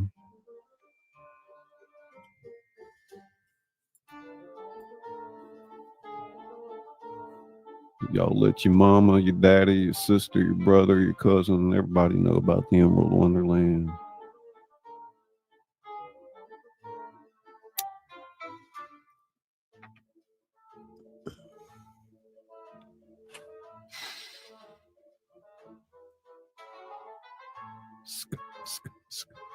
Skull and Skull. Janica, you still out there?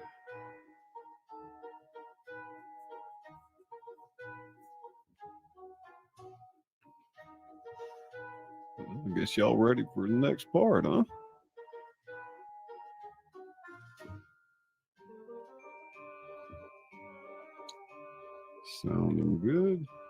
Good.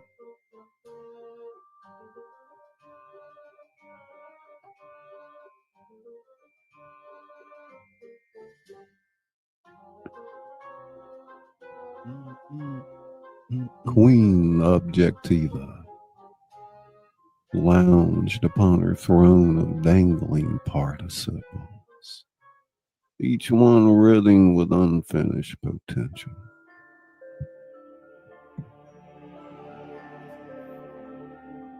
Her crown, a masterwork of stolen direct objects, cast rainbow shadows across her perfectly conjugated face.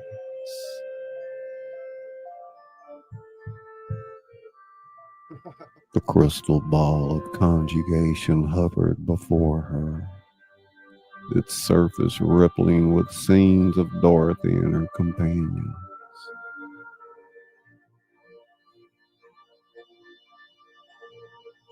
The grammar gargoyle perched beside her throne, its stone wings folded like misplaced modifiers. Its face, a grotesque fusion of semicolons and periods, twisted into a crooked smile. Fragments of erased stories dripped from its claws.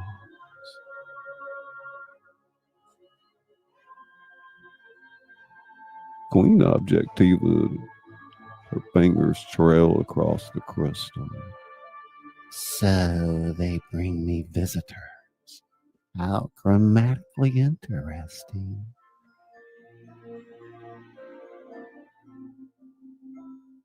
Crystal balls swirled with images as she spoke, her voice rising with calculated precision. Each scene showed her targets in vivid detail. Let us examine our little intruder, shall we? One by one, piece by precious piece. The ball focused on Dorothy. Sweet Dorothy seeks her home, carries her hope, misses her Aunt Em. Such delicious direct objects, Right for my collection. The crystal swirled to show Alice. Curious Alice. She follows her instincts, chases her questions, pursues her wonder. Each object a testament to her meddlesome nature. The image shifted to Wendy. Little Wendy tells her stories, cherishes her memories, guards her belief in magic. How perfectly structured her senses are. Each direct object she named materialized in the air, crystallizing into perfectly preserved specimens that floated to nearby pedestals. Cheshire Wizard conceals his fear behind that insufferable grin, while masking his doubts with riddles. His objects betray him. The gargoyle's smile widened as more objects appeared. That foolish lion adder changes his hat, reveals his confusion, masks his terror. His direct objects practically beg to be collected. She rose from her throne, the scepter of syntax glowing in her grasp. Dictionary Night guards his precious definitions, protects his meanings, treasures his words. How quaint. Her voice dripped with disdain as she turned to her final target. And the noun queen, that presumptuous pretender to my grammatical realm. She dares to shepherd objects she cannot truly understand. Her possession of such power is crime against proper syntax. The grammar gargoyle shifted restlessly, its stone wings scraping against the throne. They approach the outer walls, my queen. Shall I begin our collection? Patience, my concrete companion. First, let them feel secure. Let them believe their quest has purpose. She waved her scepter, causing the crystal ball to show multiple views of the group's approach. Her perfect lips curved into a cruel smile. I shall take their hopes one by one, still their dreams piece by piece. Crush their spirits into grammatically correct dust. Their courage will adorn my walls. Their friendship will fill my display cases. And their very souls will become the crowning achievement of my collection. The chamber filled with crystallized forms of each object she named, their power feeding her growing strength. The air crackled with grammatical energy. After all, what is a sentence without its direct object? What is a quest without its goal? What is a hero? She paused, running one perfectly parsed finger along the gargoyle's stone cheek. Without something to lose. Gargoyle's smile widened impossibly, its teeth a row of misused apostrophes. They suspect nothing, my queen. Your syntax is as perfect as ever. Queen Objectiva returned to her throne, the crystal ball pulsing with dark energy.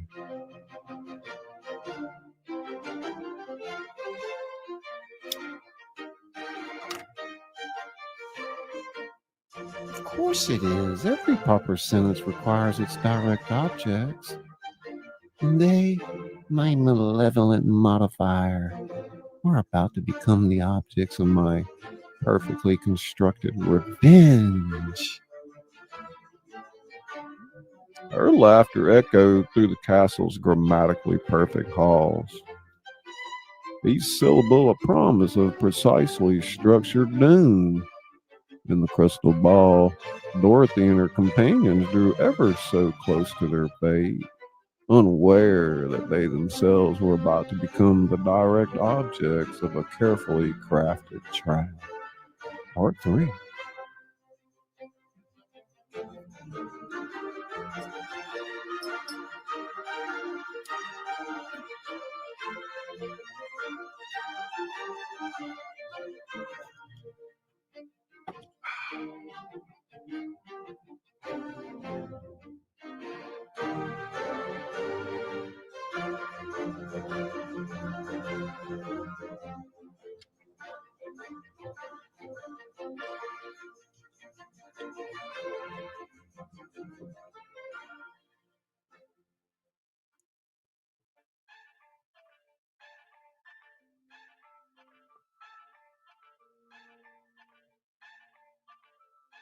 The yellow brick road wound through a valley where direct objects hung in the air like surreal ornaments.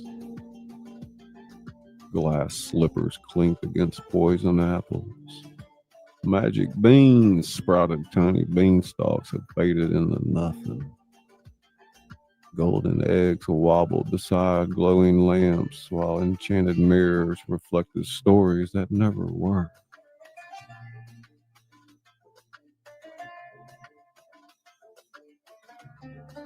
Dorothy stretched her hand toward a floating ruby slipper. The instant her fingers brushed its surface, the slipper dissolved into a grammatical mist. It wasn't real. Dictionary Knight's armor rattled as he stepped between Dorothy and the floating objects. Queen Objectiva's illusion, she creates false direct objects from the fragments of stolen stories. A massive wall materialized before them, its surface rippling with incomplete sentences. Letters glowed and shifted, forming desperate phrases, searching for their missing pieces.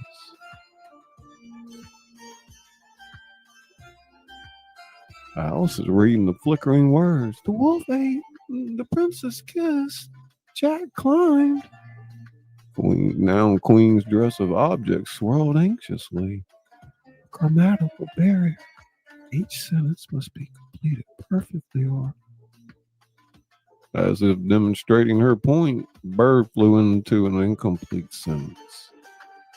It became trapped, transforming into the word bird before fading away.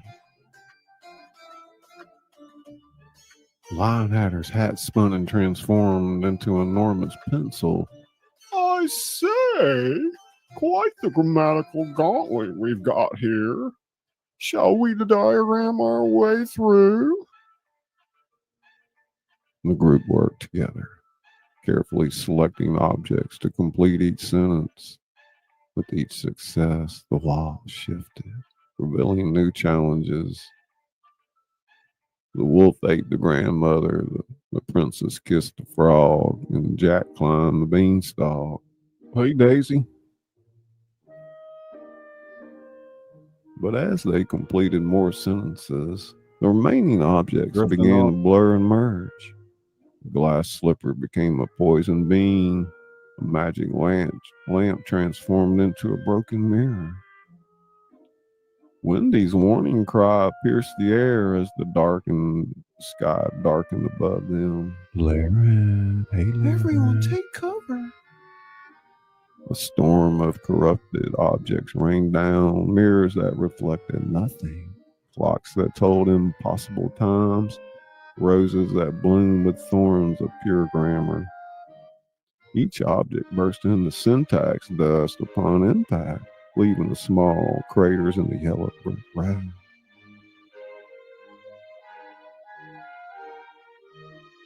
I do believe Her Majesty is redecorating with us as the primary objects.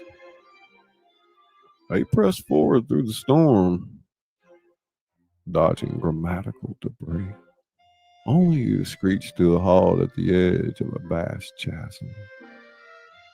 Within its depths, the fragments of unfinished stories spiraled in a devastating grammar vortex. A teacup tumbled past, its sentence forever seeking something to fill it. The sword swung nothing, its hero long erased, and the key turned in a lock that never existed. The dictionary knight drew a sword of definitions, its blade glowing with proper usage. The gap of missing objects, one misstep, and you'll join these fragments, trapped in eternal incompletion. The grammar gargoyle wheeled overhead, its shadow a moving void that erased objects wherever it touched. The flower became nothing. The book forgot its words. The crown lost its kingdom.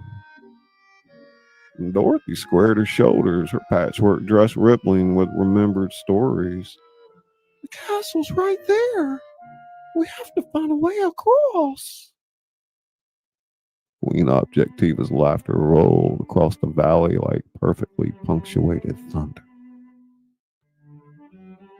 Objects trembled at the sound, some shattering into their component letters.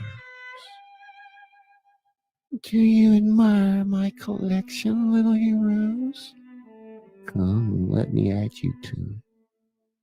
I have space reserved for Dorothy's courage, Alice's curiosity, and Wendy's imagination. The group huddled at the chasm's edge, watching as more stories fell into grammatical oblivion. The castle loomed before them, its towers built of crystallized sentences that held countless captive objects. Cheshire Wizard's grin turned grim. I don't suppose anyone packed a bridge in their direct objects. Queen Objectiva's castle pulsed with stolen meaning, each flash another story losing its object, another tale becoming incomplete. Our heroes faced the chasm, knowing each step forward brought them closer to confrontation with the Queen of Direct Objects, yet uncertain if they would reach her castle with their own objects and identities intact. Part 4. What the hell going on out there? Good. Listening to the director's cut of John, Wonderland. John. Good to see Yo, you, Daisy hello. May. Juan's still here. Gifting 5 ScullyPop memberships. Look at that. In this case, I'm also the producer, director, etc. So, D-John. I'm sure you love me. It's pre-recorded, and I'm commentating on it. So much, sir. I've almost Hey, fell Sonny. asleep 3 times already. Rolling, spinning that wheel. Yep. Let's get some emojis out there. Hit the noticeable part. Is there anybody in chat with that?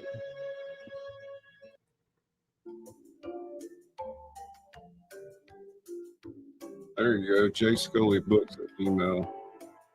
I mean, I could write a story for us if you got an idea or whatever. Is that James? That's What's going on, I partner? can't remember whose emoji that is. Whose emoji is that, is he? You see more? Scratch What's up, that, buddy? is he? Revealing Glenda the Good Witch. Tingle, Here tingle, we tingle, go. tingle, tingle, tingle. The James of it all. Hey, Six Bows.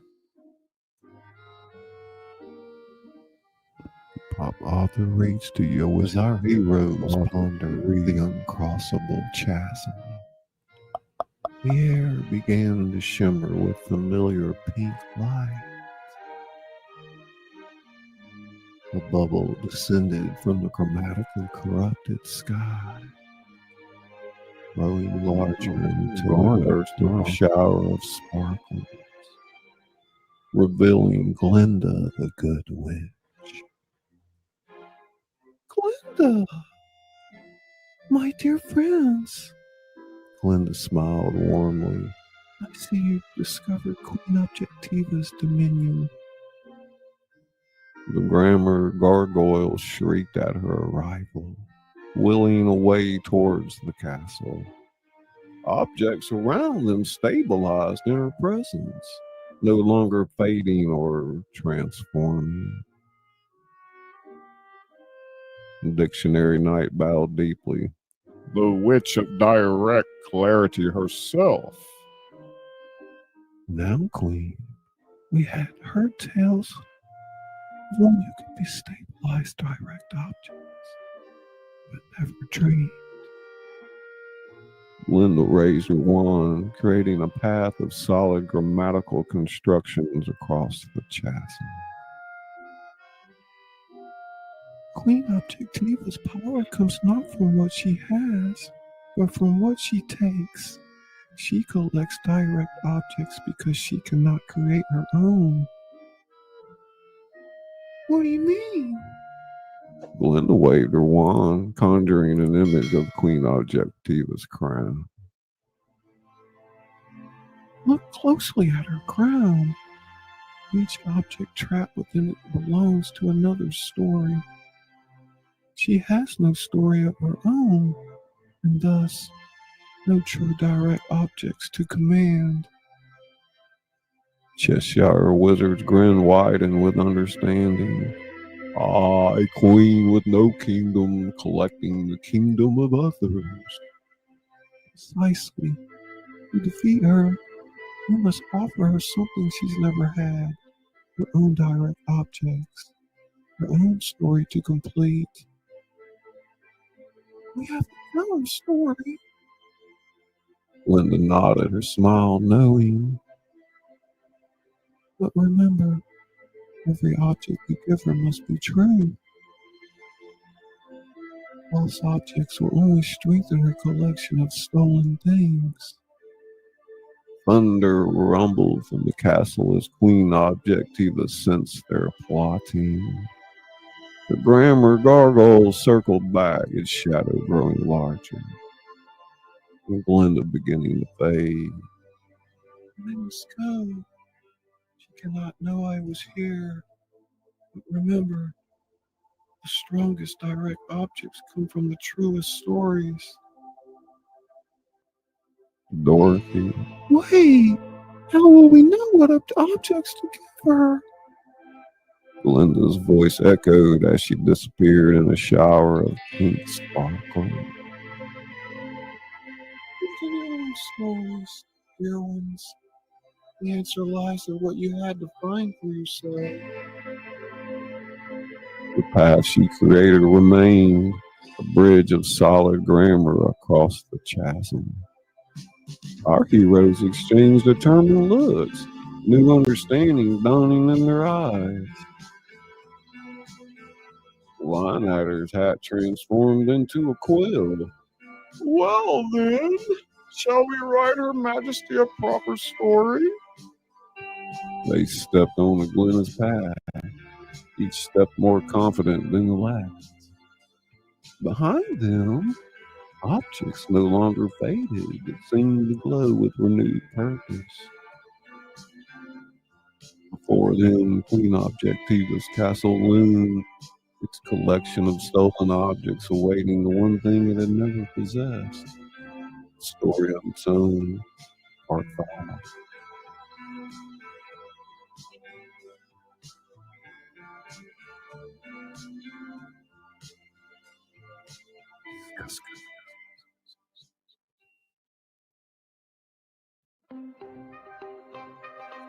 Ska, ska, ska, ska, ska. Tingle, tingle, tingle. Ska, ska, ska, ska, ska. Ska, ska, ska, ska, ska. Ting, ting, ting, ting, ting, ting. Tingle, tingle, tingle, tingle. Queen Objectiva.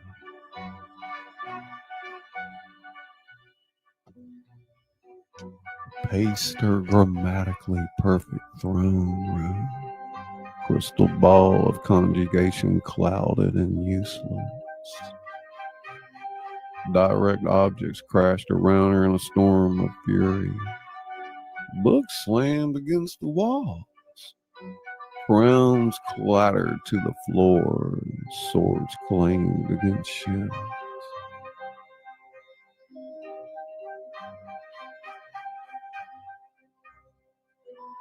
Queen Objectiva hurling a captured mirror. Something interferes.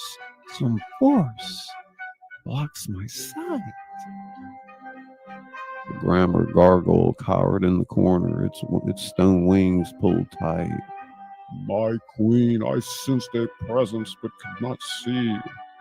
Queen Objectiva whirling on the creature. Could not see? You're my eyes. My perfect direct object of observation. She stormed to her wall of captured stories, running her fingers along the crystallized sentences. The Snow Queen attempts her ice magic. No Mother Gothel in her invisibility cloaks. Fairy Godmother's midnight enchantments. Her fingers stopped on a particular crystal. Or perhaps, no, not her. Not Glinda. The name sent ripples through her collection of objects.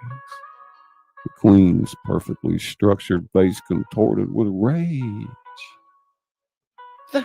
That Sabrina witch of supposed good, always meddling, always protecting her precious heroes, guarding their worthless stories. Crystal ball posts weekly showing only fragments of Dorothy and her companions crossing the chasm. Queen Objectiva grabbing her scepter of syntax. No matter. Let them come. Let them all come. She pointed the scepter at her collection, absorbing more direct objects in her crown. I have stolen courage from warriors, wisdom from sages, power from kings. I have taken love from maidens, hope from children, magic from wizards. The grammar gargoyle straightened, emboldened by its mistress's rage. Let Glinda hide them behind her pink bubbles of protection. When they reach my throne room, She gestured grandly, and the chamber transformed. Stolen direct objects arranged themselves into weapons, traps, instruments of grammatical doom. they shall become my greatest collection. Dorothy's heart, Alice's curiosity, Wendy's imagination. All my Perfect objects for my perfect sentences. Thunder boomed within the castle walls as she raised her scepter high. come then, heroes, face the queen of direct objects. Let us see if Glinda's protection can stand against my perfectly crafted destruction. The grammar gargoyle spread its wings, ready to serve its queen in the battle to come. The castle itself seemed to pulse with anticipation as Queen Objectiva prepared to acquire new objects for her eternal collection. Part 6.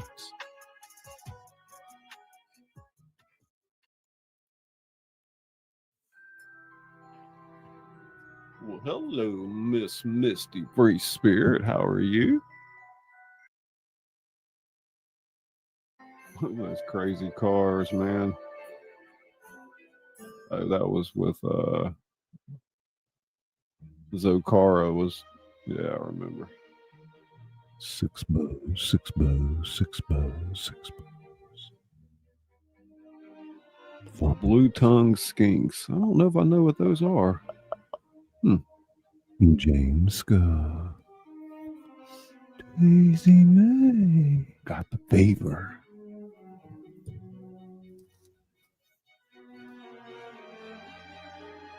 Tingle, tingle, tingle, tingle. Which one are we at? What is it playing? Blood Dragon. Follow the yellow brick road. Follow the yellow brick road. Follow the yellow brick road. Wonderland music overlay. Follow the yellow brick road. Follow the yellow brick road. Follow the yellow brick road.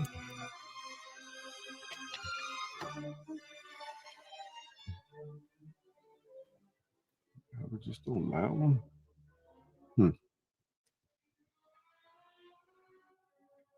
We are All right, Roadscape. Lollipop Guild, the Lollipop Guild, the Lollipop. Awesome member for y'all check your member milestones. I say. What? No.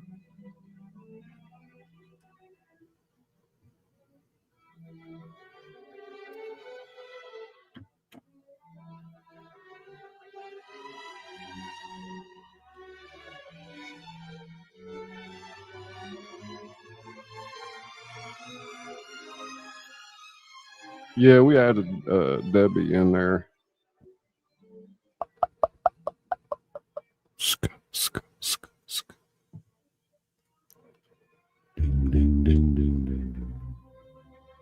Tingle, tingle, tingle.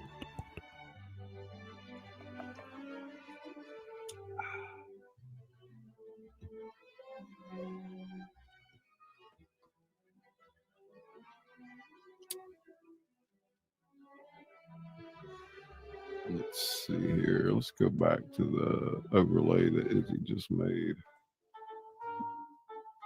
And we'll roll with that.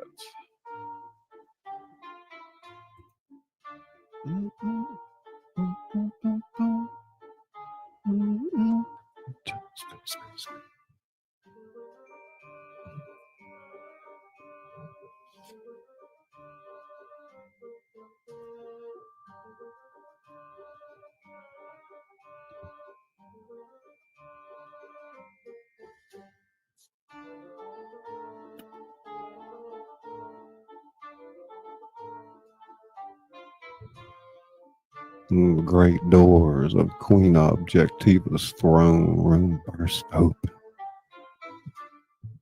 Dorothy and her companions entered a chamber of grammatical chaos. Stolen direct objects swirled through the air in a deadly orbit. Glass slippers shattered against magic mirrors. Poisoned apples collided with golden eggs. Queen Objectiva, rising from her throne, Welcome to my collection, soon-to-be objects. the grammar gargoyle perched beside her, stone wings spreading like punctuation marks of doom. And Dorothy stepped forward. Your collecting days are over, Queen Objectiva. The queen raised her scepter of syntax. Direct objects rained down like missiles. Dictionary Knight deflecting a flying crown with his definition blade. Scatter! Don't let her objects touch you. Flying hatters transform rapidly. Shield, umbrella, butterfly net, catching and deflecting the queen's assault. I shall add you all my perfect sentences. She gestured at Alice, who barely dodged a crystallizing beam. I was lost with curiosity. Wendy surrendered her story. Dorothy abandoned her courage. Each attempted sentence shot forth as a blinding spell.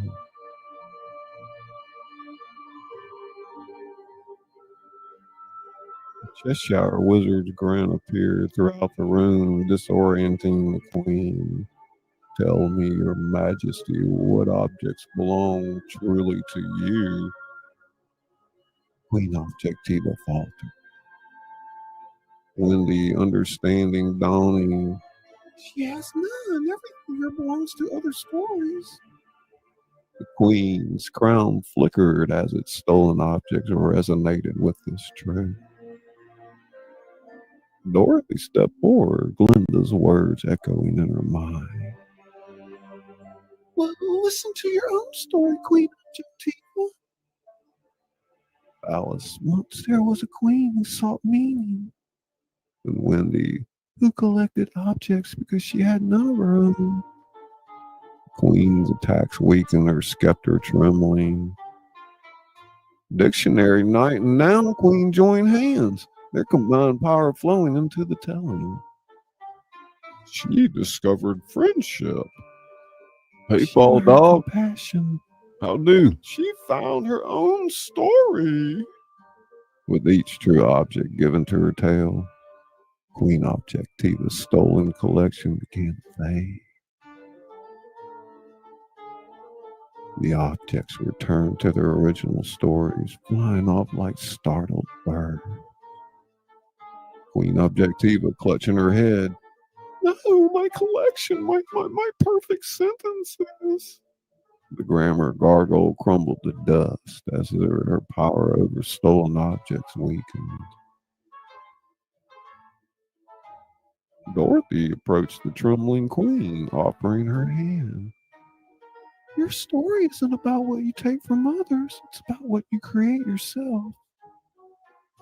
Queen Objectiva's crown dissolved, replaced by a simpler circlet that glowed with authentic power. My own. my own direct objects. Chamber transformed, stolen objects vanishing, replaced by fresh pages waiting to be filled with new stories.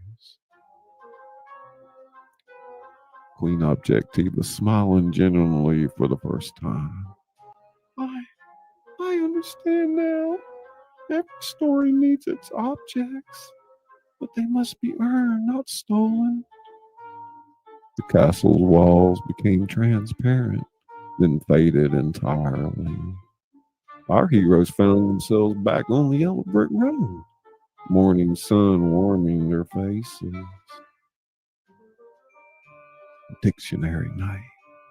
The grammar territories are free. Stories will flow naturally once again. Now, Queen and Queen Objectiva. Cheshire Wizard's grin appeared, writing her own story, I suspect, with her very own direct objects. Dorothy looked ahead, where the yellow brick road stretched invitingly onward. Hello, gang. Ready for our next adventure? Linehatter's hat transformed into a signpost pointing forward. I say, always. Though perhaps one with fewer grammar lessons. Their laughter rang out as they set off down the yellow brick road, ready for whatever literary challenges awaited them next. And there you have it, dear viewers. Another spellbinding episode of Emerald Wonderland comes to a close. But the adventure is far from over. What other grammatical challenges await our intrepid heroes? Will Queen Objectiva's redemption open new doors for magical adventures? And what other enchanting characters might join our ever-growing cast? Join us next week for another extraordinary episode where we'll dive deeper into the magical realm of Emerald Wonderland. Remember, every ending is just a new beginning in disguise. Stay tuned. Keep believing in magic, and remember, in Emerald Wonderland, anything is possible. See you next week for episode 5. All right. Thank you so much. Wonderful. All right, Fawn. Thanks for hanging out. Another great production. Very, very few hiccups. You like that, Pink? I'll be here for just a few minutes, Misty. I was just closing out the narration, so I wanted to say hey to everybody. Make sure I didn't miss anyone.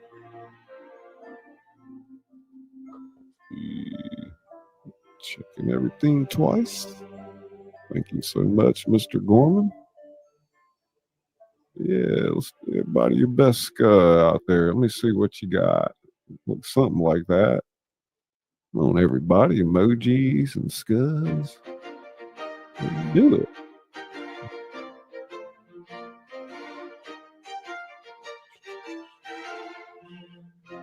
Let's me.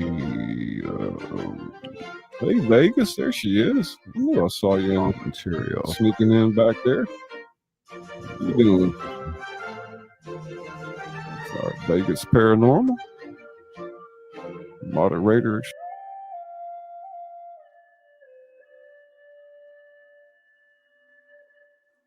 All right. Thank you, everybody. Yeah, it was a good live stream tonight. Thank you, Fawn. James, good seeing you, buddy.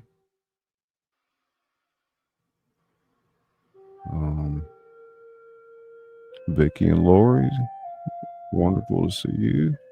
Ball Dog, how you been doing? I'll give a big hand to Izzy Pop, graphic design, moderator, standard managing moderator for the channel. Moderator extraordinaire, Blood Dragoon. Good to see you, Six Bows.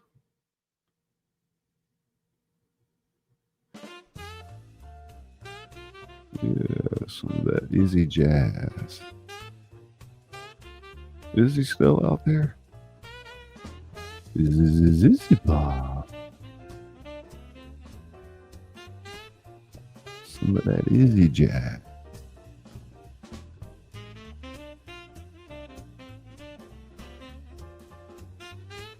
Izzy Pop.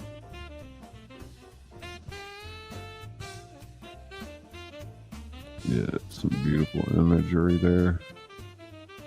These are some of the ones that I made, and of course Izzy mixed them and turned them into animations. And that's me. Looks kind of like me, but not really.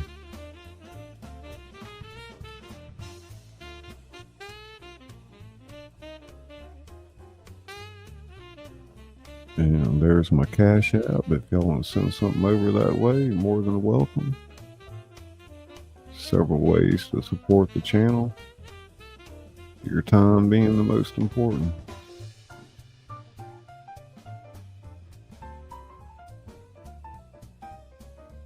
Fun putting that crystal ball out there. Hello, my pretty.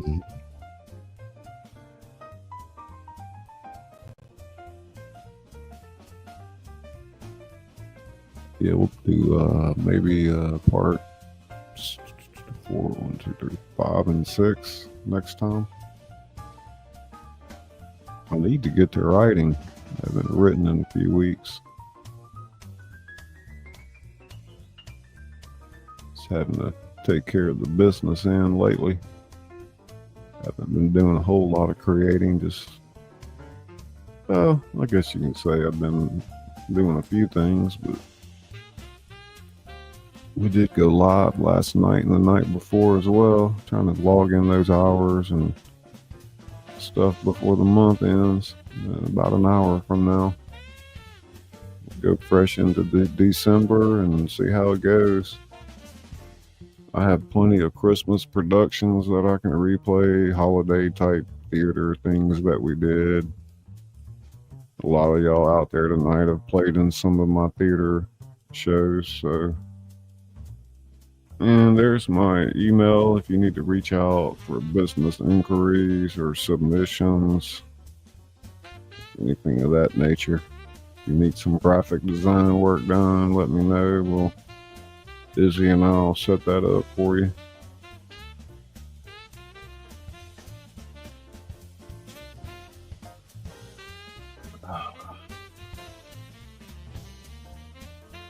There's our watch hours playlist.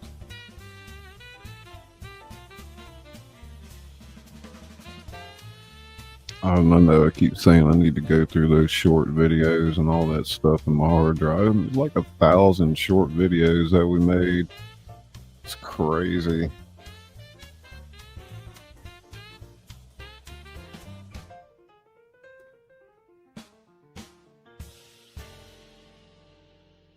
This is another Izzy Jazz song here. Izzy Jazz.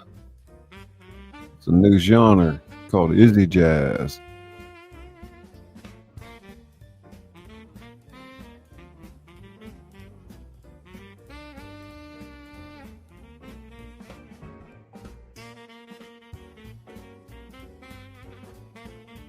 So I guess everybody ate their fill of food this week and now are going on a diet.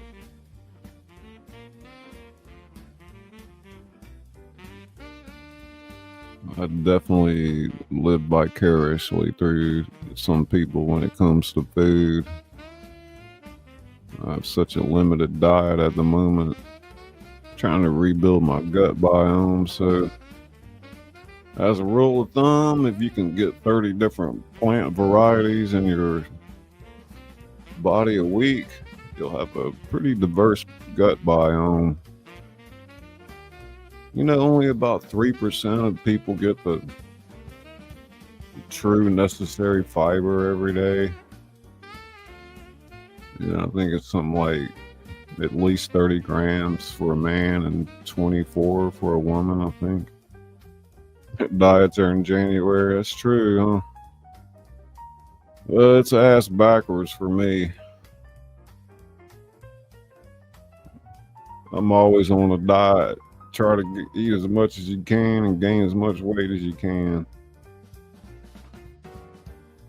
Yeah, I'm skinny like Brad Pitt.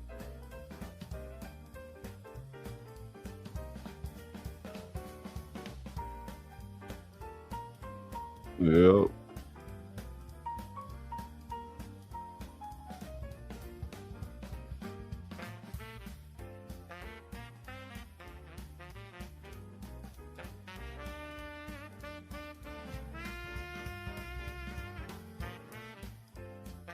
That's really good music.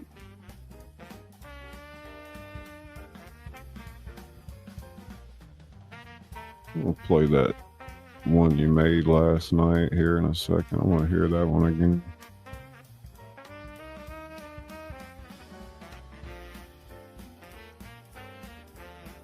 We're pretty close to a 3-hour live stream here. I wonder if we can make it to 3 hours, guys. I know I'm getting pretty hungry. I got my sweet potatoes and stuff going down there.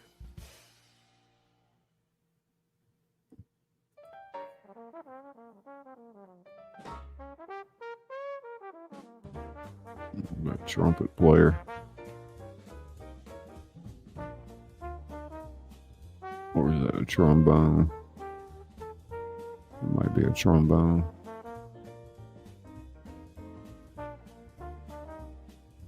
Yeah, it is.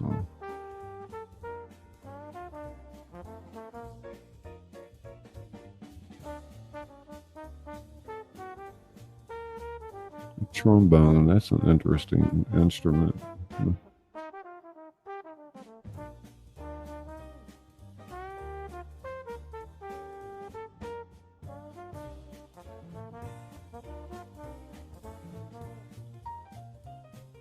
That subtleness of the trombone versus the sax.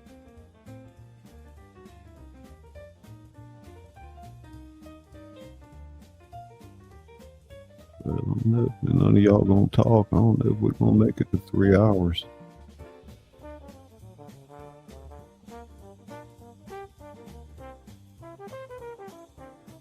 Somehow Izzy Pop got #2 crown tonight.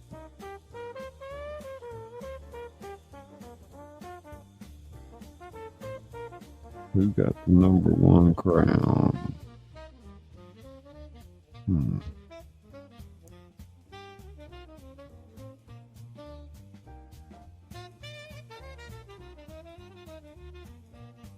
How can Izzy not be #1? Is it because I've been chatting more? Okay, ScullyPop and Izzy Pop and everyone, I'm off to bed now and take care of y'all. Yeah, thank you, Fawn. Have a good evening. Thank you.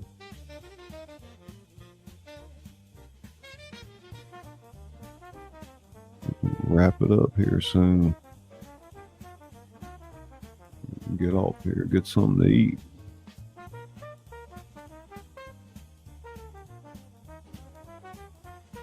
Who was chatting more than you, Izzy? Was it me?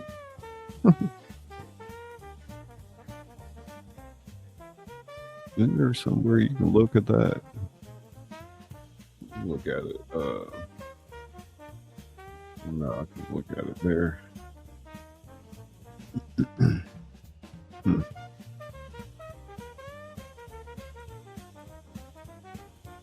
I've got my bouncing my leg to the music right now. Oh, Northern, because she sent more. Oh, but sending money has something to do with it too. I thought it was how many times you commented. That's kind of weird. Huh. Yeah, let me recap those donos. Fantastic. Member for 1 month. The American one, $4.20. Northern Woman, $5. Izzy Pop, $3. Okay. Well,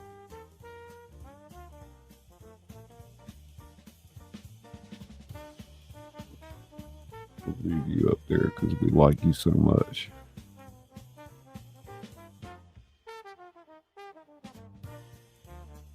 Yeah, you cleaned it out, huh?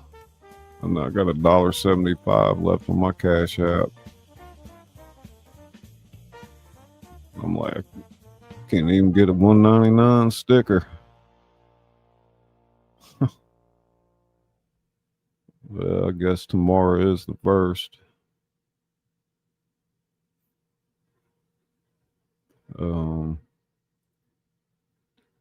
So we're going to listen to number 3. We'll make it.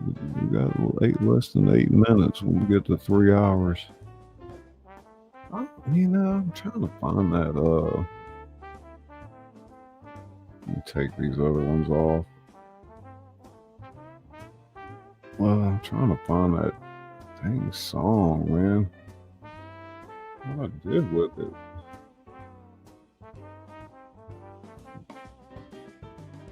More short videos, images, sound effects. No, it's not there.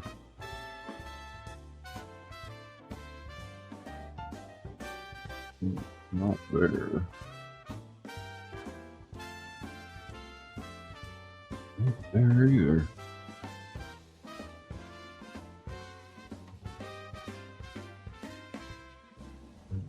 Dude. Wait.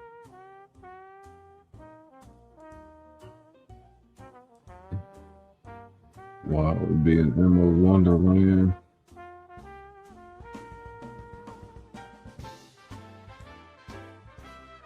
Yeah, right.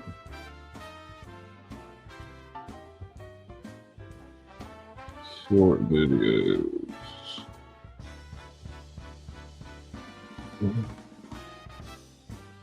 That can be fucking hell, man.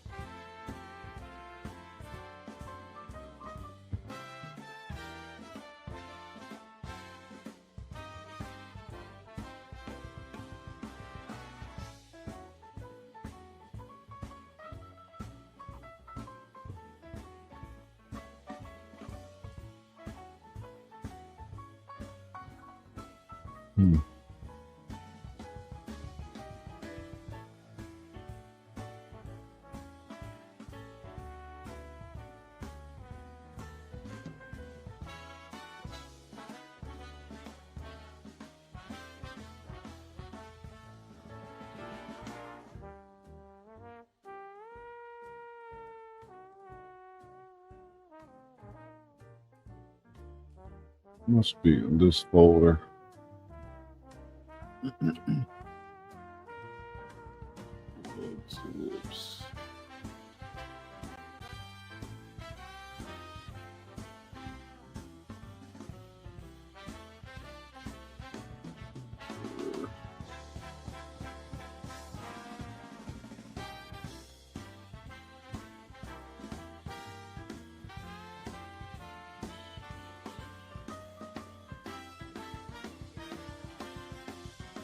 Goodness gracious.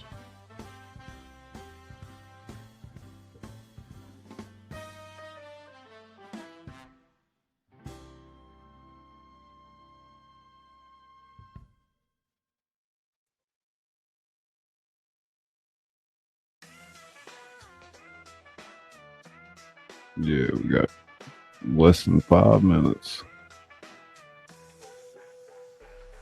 In a town where the clocks forget to chime, where stories sleep beneath the pine, there lives a voice who walks the night with tales that glow in candlelight.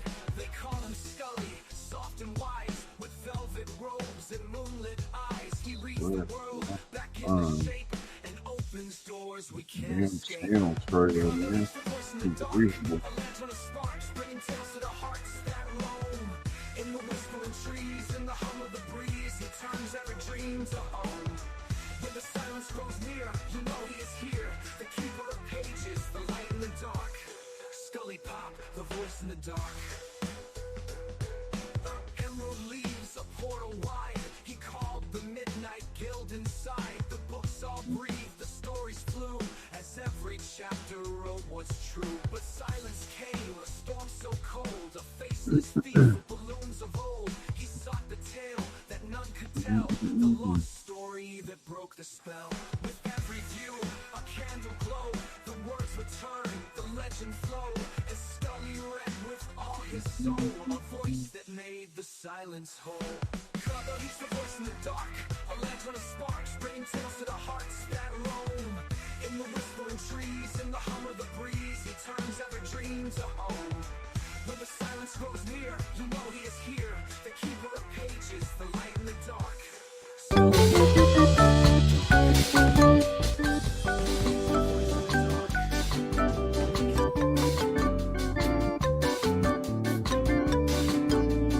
Hey, Misha. We're just wrapping it up. How you doing? Getting ready to go eat.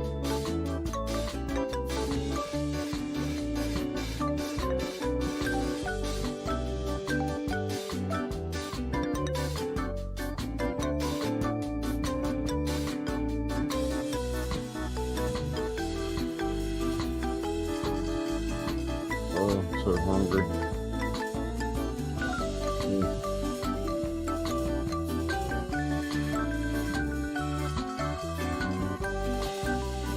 Yeah, thumbs up. How you doing? Eat a bunch this week? Turkey and pies left over?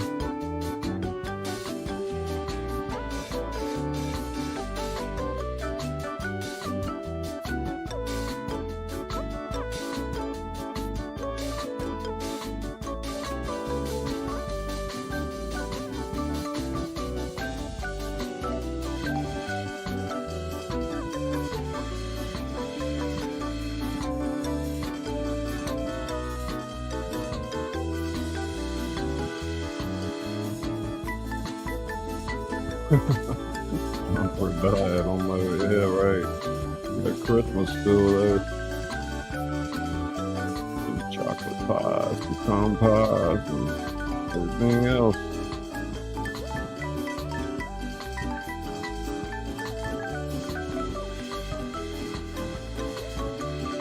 We're about to hit 3 hours here. This is a hell, I don't even know. Don't even say how long it is. Like maybe 10-minute long trailer. It must be from one of the things we did. Oh, my brain. Goodness. Shit, this would be a good thing for like a high school production. You know, like I got the whole package ready for them. I can put it together in no time. Local theater group, high school, whatever. You can take one production, one show would last probably an hour on the stage. I don't know. Anyway, yeah, this is pretty good work Izzy did right here. Check it out. It sounds like the real deal, man.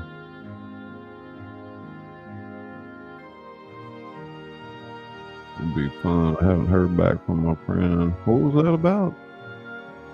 Oh, my brain right now. What you talking about there? Something's ringing a bell. I'm just like, ugh.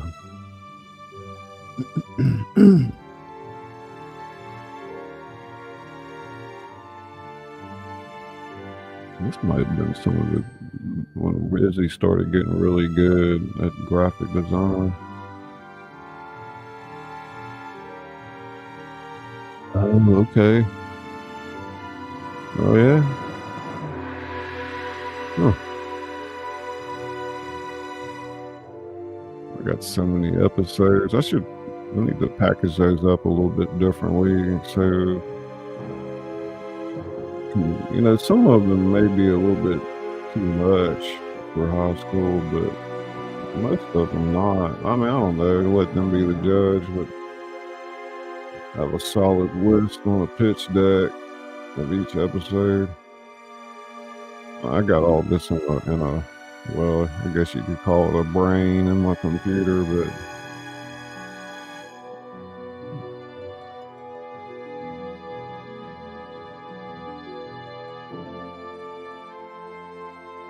I could even, package up the costume list and props. I could trying to, put the whole thing together as a package, which would, physically be sent out to somebody. It would have a couple of marketing materials in it, and mostly, the main things, the scripts and everything else.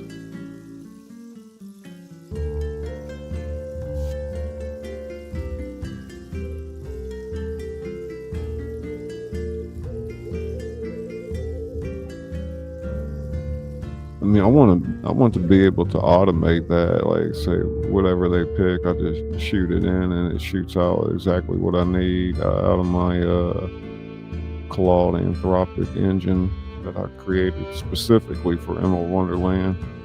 It's trained on the story, on all the back stuff, and I can create any type of marketing material from that rather quickly. Don't tell nobody, but the time is setting it up, and then when it comes time to needing it, you just press a button and it's all there for you. Oh my God, I'm so hungry. I'm about to get off of here. So, yeah, I don't know if I'll be on tomorrow, but I would like to start the month strong. I mean, anyway, I think I might have just made it over the finish line with the monthly thing this month, but we'll see. I have not got paid in a long time, but this month I was really down, so yeah, it reminds me I need to get all that Christmas stuff down there. Might as well do that tonight and get it over with, I gotta haul all this stuff downstairs. Oh my gosh. Anyway, I appreciate y'all. Yep. So I don't know what else to do but hit the end stream button. So that's what I'm gonna do. Y'all have a good one. We'll see you later.